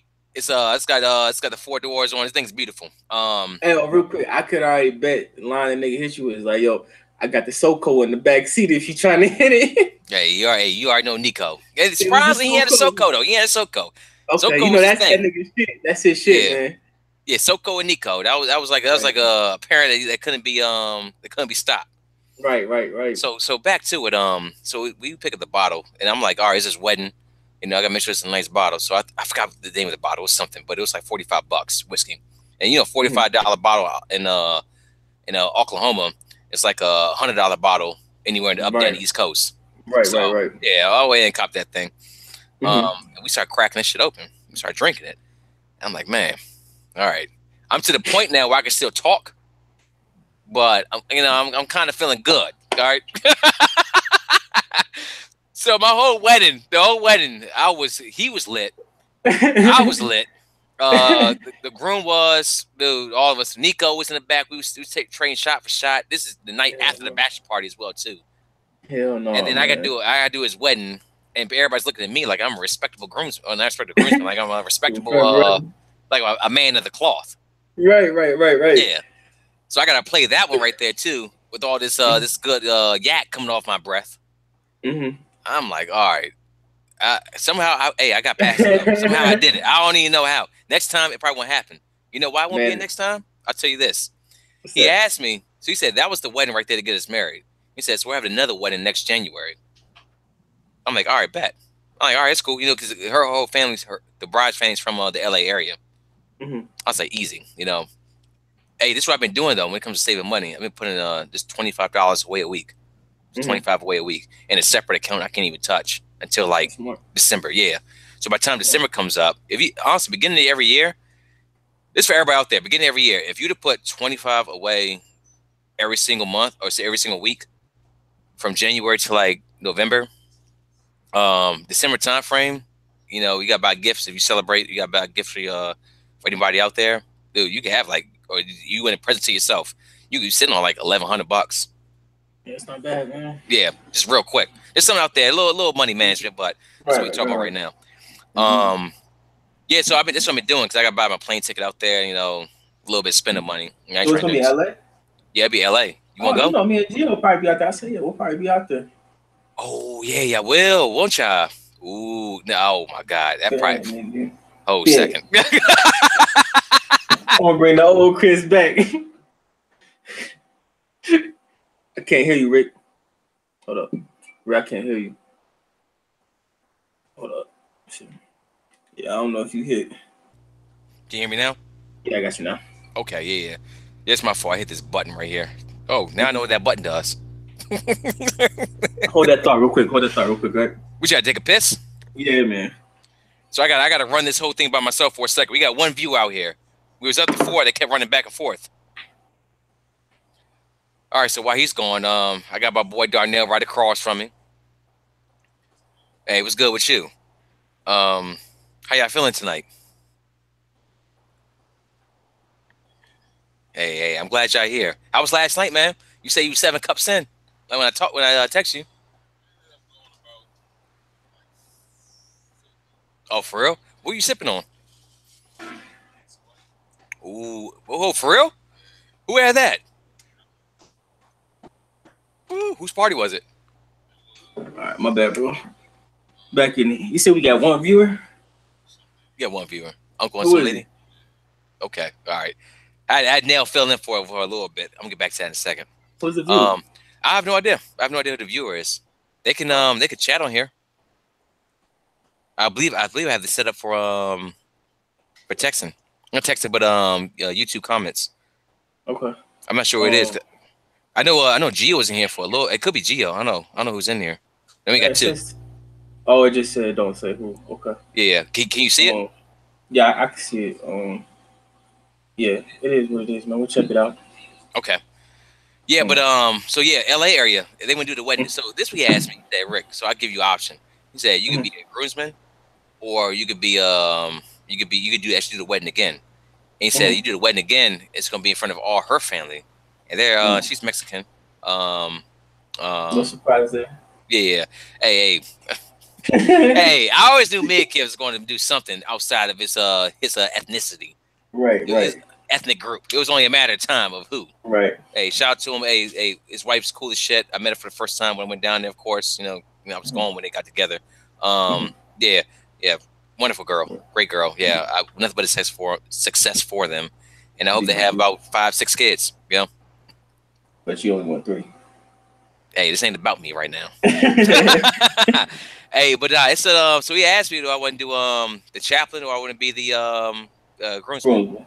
Yeah, but it's in front of all her family, and they're Catholic, and I have to preach from the Bible. I have to like come up with a sermon. I'm like, wait, hold a second. Look, I'm just saying they look pretty with a tux on. Fuck all that. Yeah. Right. I already did the first official one. That's fine. The second one, all right, that's too much. That ain't too much. All right. I'm gonna sit back there. I'm gonna get fucked the night before with you in the bachelor party. Part 2. Right. If you and Gio in the area as well too, hey, the more the merrier. I mean, I can't be expected to be at the wedding if it go down like that, man. You would be at the party though. I'll be at the party. I'm good for that. Hey, that's real Chris like. Hey, I'll be at the bachelor party, but I don't know if I'll make the wedding. I mean, it'll be like meeting G all over again. You're gonna sit me on that front row, sitting there with my head down, not saying. Oh shit. Yeah, but check it out. So this back to Nico. This motherfucker, I like throwing Nico's name out. He don't mind. What's up, kids? Hey, hold a second. Get over here. Get over here. I got a bath. Come here. All right. Say what's up. Man, little dude getting big. What's up, Rick? You remember Chris? No, you don't. Nah. You was like 9 months. Right. I was rocking him to sleep, man. Hey, show him the handshake. Do the handshake. What are you doing? I can bring your brother up here. Do the handshake. Hey, forever. Hey. Come here. Oh, one more. Oh, Jet, what's up, buddy? I ain't got the opportunity to meet you. Say what's up. What's up, man? How you doing? Say good. Good. That's Hey, what's Jack going got on, no brother. fear. I Hey, see. do the handshake. No. Hey, he is ready. Hey, when's his birthday? What's his I knew it. birthday? What's that? What's his birthday? September 22nd. It's wonderful that both of them are born on the 22nd of their months. Can you hear me? You're breaking them just a little bit. You hear me now? Yeah, I can kind of hear you. You sound like a robot right now. Say something else. Unplug your speaker or that speaker, your headphone real quick and plug it back in.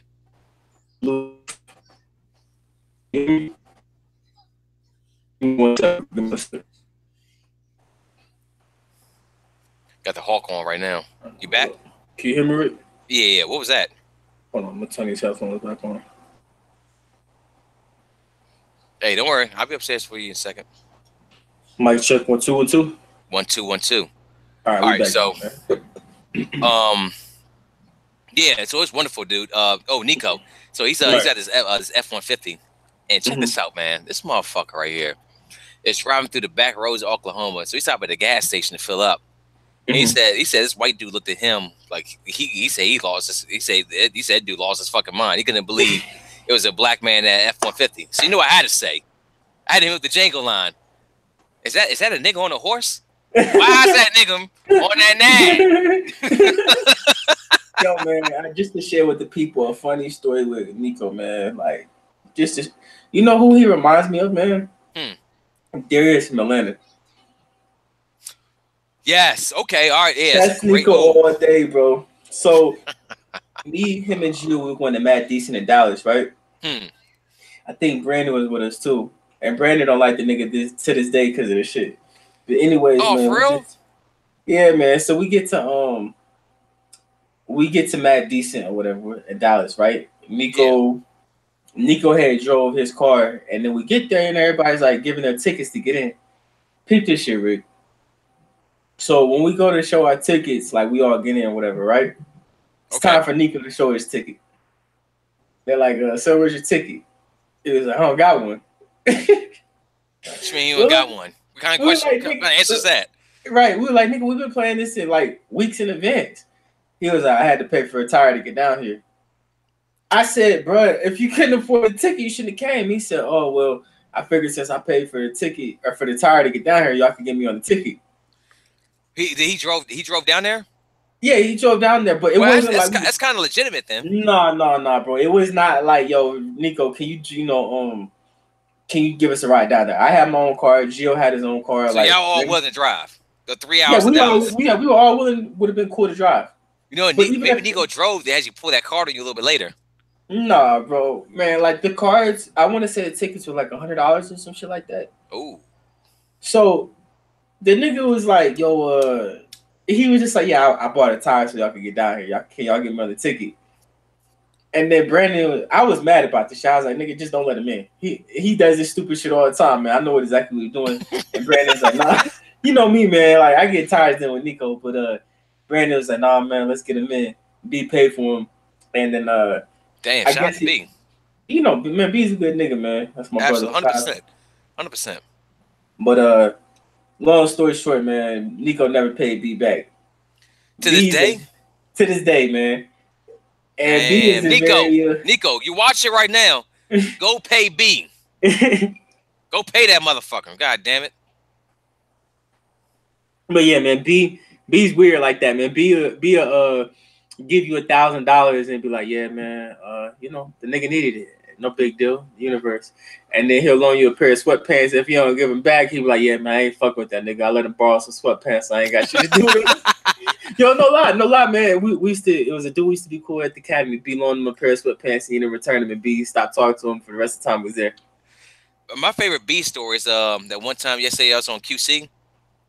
And you say he's on QC or something like that. And I guess he had watch the dorm or something like that. Yeah. I know you're talking about. He switched to somebody else. And then so the guy took his Friday night while B went out or they switched Saturday and Friday. So B went out Friday night. Uh-huh. And then and Saturday night came and then he hit him up and B never texted him back.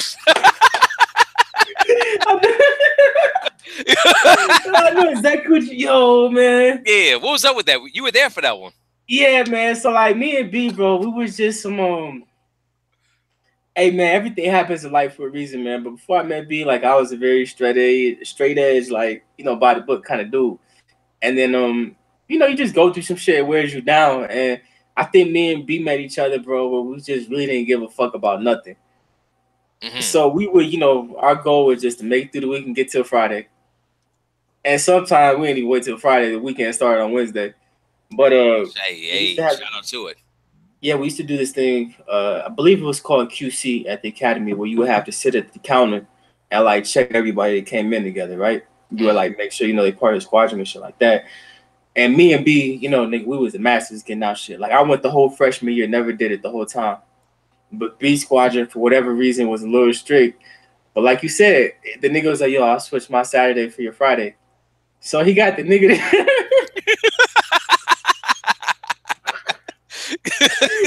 Yeah, and the thing about B man is you really don't know if this nigga lying.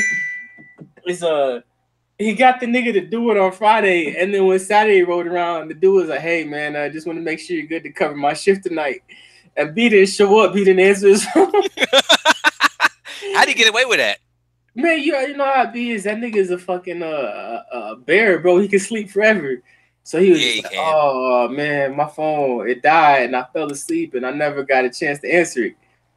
Hey, and the thing about him, like that's a legitimate possibility.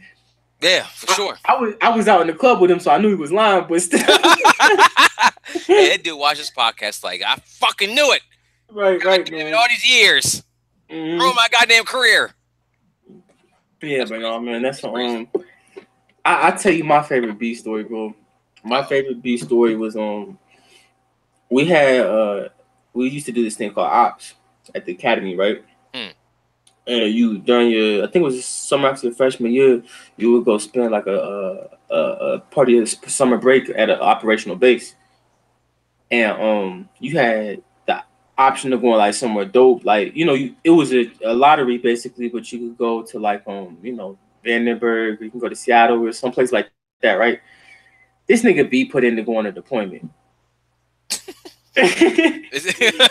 So everybody's like fighting to go to California, New York, shit like that. Niggas like, nah, I'm going to Kuwait. Yeah, I remember that. You told me that. Kuwait is trash, bro. Like you know how Kuwait is, man. There's nothing there. It smells like shit and oil. Yeah, terrible. So B's on like you know how B is, man. The nigga take forever to get back to you. The nigga's on his you know his little op shit. He went to Kuwait and he was like, "Yo, hit me up." He's like, "Let's kick it. I'm back on this day, so and so." You know, so many words to be said. Well, anyways, like 3 days go by after he's supposed to be back, and I heard shit from this nigga. And I'm like, "Yo, did like my nigga get killed on the deployment?" So no lie, Rick. I'm like, man, I'm texting this nigga, don't hear nothing. Send him an email, don't hear nothing. Call this nigga, don't hear nothing. I'm like, man, I need to go check up on this nigga, make sure you're alive, bro. I go in his room, like this isn't a pitch of the summer, no lie. So you ever open the door so high, like you open it so high in the room, the heat hit you? Yeah. What the fuck? Oh my. Like you know, like in the ghost movie when you open it. I said, God damn. I said, B, you in here? He said, who goes there? He said that? Yeah. What the fuck? Was it the goddamn medieval times? Right. I said, nigga, what the fuck you doing in here? He said, pondering the nature of life. I said, B, what the fuck is wrong with you? I'm trying to figure out what's wrong with the world. When I can answer that, I know what's wrong with me. I said, nigga, you done lost it? I flipped on the light, bro. The nigga sitting there, he got a little bandana tied around his head. And he's just sitting there meditating and shit. I'm like, oh, this nigga bad shit crazy for real, bro. So I left him in there. Shit. Hit up a white homie James. I'm like, yo, I think this nigga B lost it, bro. And B's a funny nigga. Like, he knows when we're about to come and start fucking with him, so he'll do shit to fuck with us, right? He just feel it in the air, in the universe. He can feel it in the air. So I go get James. I'm like, yo, we gotta go get this nigga B, man. He tripping. He's in his room. He's out there on his weird shit. Rick, man, tell me why I come back here and that nigga hanging from his bed upside down. Hanging from the bed? What you mean? Like with a rope? What you mean hanging from the bed? No, the nigga had his legs on the bed rail. You know, like in the kung fu movies where the master be hanging upside down to meditate and shit. Yeah. Oh. Nigga who's doing that? He was like, "How can I help you tonight, gentlemen?" What the fuck is going on with this man? Man, you know how it be is, Rick. Hey, real talk. We all got to kick it again sometime. Hit the nigga up, man. You know a nigga don't respond to me. Hey, you know what? Fuck it. I'm going to hit him up right now while we on the podcast. Hey, there it is, man. Yeah, I'm going to hit him up right now. Hey, B. I've always had nothing but love for B, man. I don't know if he got his number, man. Let me see his new shit. Oh, is that his new shit? I had the old 808 number. Yeah, he got some. You know that nigga weird, man. He changes. My thing is, who changes phone numbers now? I mean, I changed my shit. You did change your shit. Exactly. Who changed his phone? We changed it. I'm like, what the fuck is this? Change your phone number. Yeah, man. I was had to switch it up. Is that the number right there? Yeah, it's it right there, bro. Shoot this man a text. Yeah, you know I moved off from iPhone. Yeah, remember when I first got that green message? I was like, the hell? Yeah, that was me right there. I had to. My old phone was fucking up. It was fucking up it was so bad, dude. And I wouldn't pay $1,000 for the iPhone X, but I wanted that Samsung camera. Got you. So Rick, let's pick it up, man. What's the next topic? I don't want the people to get bored, man. No, we right here. Hold a sec, I got you right now. Texting B.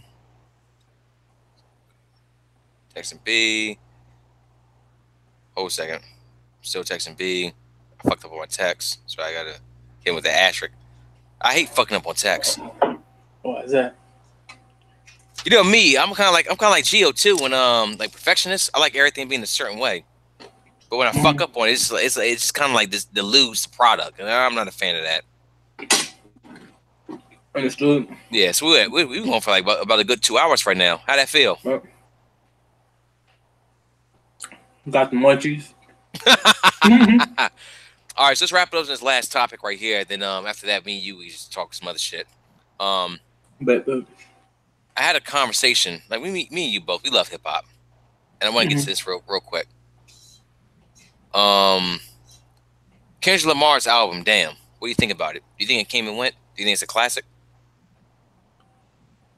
I don't think it's a classic, man. The way I've always felt like Kendrick music is how could I put Kendrick? A very talented MC, very talented MC, but just extremely talented. Yeah, just for me and the things that I look for in terms of a classic, there was nothing that like spoke to me, man. Like yeah, it's just not a classic to me. It's a good album. Like, when I think of classic, and I feel like that word is thrown out to yes, 100%. But the thing about that is kind of like we were talking about earlier, old heads and young heads comparing their forms of music. I don't know because I've never asked, but I would be curious to speak to somebody older and be like, yo, do y'all consider College Dropout a classic? Do y'all consider the Black Album a classic? And they would probably say no. But so for the generation come up under us, maybe that's a classic for them. I can't speak to that. I just know for me, very good album, highly rated. It's just not a classic in my book. What do you think Kendrick Lamar's best album was? For me, I mean, I've been thinking a lot about this lately. I don't know if there's such thing as best when it comes to art. It's just subjective preference. And I know the album that I prefer him the most is Section 80. Okay. But that's for me. Yeah, I wouldn't argue that one because your music is subjective. I think his best body of work personally is To Pimp a Butterfly. As far as sonically, it sounds like To Pimp a Butterfly to me sounds like a vinyl record. If rap existed like in the 70s or in that era, like early 70s, yeah, that's what it is to me right there. I think it's his best piece of work sonically. Okay. Good Kid, Mad City. I'm not even sure that's a classic either. Cause it's got some filler on there, bro. Like, Yeah, as a classic, you can't feel it. Like it's only a few albums. It's really a handful of albums that are classic. I always hate the crowd that, you know, 1 week out, or it comes like it's been 3 days. Oh, it's just a classic. Right, man. Nah. I get that 100%, man. You gotta let that shit sit with you for a second. You know, that's like hitting a chick on a one night stand talking about shit classic. Yeah, talking about that's the best pussy I ever had. Right, Yeah, man. exactly. You gotta stretch it out a little bit, test the limits of it, see how it Yeah, for bounces back. sure. Yeah, exactly. Right, right. See some other nights. What they hitting on a Wednesday. You know, a little Right, different than Saturday night. right. That's fucking. It's the same thing with you know, Needlepoint on YouTube. Mm-hmm. Yeah, with the way he does album reviews. Like as soon as the album comes out, the motherfucker's doing a review on it. I don't agree Right. with that either. My thing is that you have to Yeah. live with the album. You have to enjoy the album. You got to smoke to it, drink to it. You got to be out riding Yeah. to it at night. You got to party within the club. You got to do more things to the album before you come on the Yeah. review. And My that's the thing thing is about. What? no, go on. I would say that's the thing about a lot of albums, man. Is the if you don't speak the language that it was wrote in, it's hard for you to truly decipher it. You know, when we talk about Wayne, we talk about artists like Young Thug, you might hear it, you know, in a sober state of mind, but those niggas is leaned out, man. They're in a whole different vibration, a whole different dimension. And as somebody who's done like, you know, mind altering things, there's songs and things that I've heard, and then I'll go back and revisit it in a different state of mind. It's like, oh, I hear what this person's talking about now for real. So Exactly. all that to say, man, art is completely subjective, bro. Yeah. And to So add what on is to that, whack then? What is whack? What is bad and I music? and I was gonna say to add on to that, for any artist who feel like they have something to say and express themselves, do that shit, bro. It's gonna be somebody out there in the universe that fucks you. You may not, you know, blow it to be famous, but my rule is always 10%. If I can talk to 1,000 people, then I know I can get 10% of people to fuck with me. I can get 100 people. If I can get 100 people to buy a $10 album, that's enough to make, you know, a living. You know Exactly. what I'm saying? So just don't ever let your doubt kick in, man. Like you don't have to be famous. That's if we're being really 100 about it, being famous is egotistical shit. You know, if you It's got almost yeah, it's not good. right, if you No one should strive for being to be famous. you know, you should be striving to be the best version of yourself in terms of your artistry. Right. And if you inspire people and you know it catches on like that, you know, that's a good thing. But your goal, you know, should be to make a living and provide for yourself first and foremost. Yeah, look after the family. Hmm. Okay. Um, Quick question for you. what you got for me? You know, and I'll leave this. We can wrap it up after this if you cool with that. All right, let's go. Let's go. Let's do it. Is it possible for Kanye West to bounce back? 100%. He's a musical genius. The Yeah. I Kanye know West. a lot of Was that? I was gonna say a lot of people would say it's not, you know, and I don't agree with this sentiment, but just to bring it up for conversation purposes, as they say he's washed, he's too old. There's people in hip hop, and it's a really funny stage with hip hop because, you know, when it comes to rock and roll and stuff like that, you got artists like Bono, you got artists like Moby, you know, people who are 40 plus and still put out music that's highly anticipated. I do. I love you brought that up. The fact that Mm-hmm. hip hop disrespects its own legends all the Mm-hmm. time. Mm-hmm. No other genre of music does that. Nobody in country music is gonna call out God, who's a good country star from back in the day? I Garth don't know. Brooks. Was that? Garth Brooks. Yeah. No one's gonna say Garth Brooks. That music fucking sucks. That motherfucker ain't Mm-hmm. shit. You know. Mm-hmm. Look at R&B. Ain't nobody saying the fucking Temptations, man, Diana Ross. They was some shit, man. They ain't do nothing good for us. Mm-hmm. Only in hip hop do people feel comfortable calling out older acts, and some are dead. Mm-hmm. Let's be real. All right, some are dead. Tupac, Biggie, and call on like, man, that motherfucker was a shit. I'll show you what I got right now. Well, you know what that is, right? Explain it to me. It's Killmonger syndrome, bro.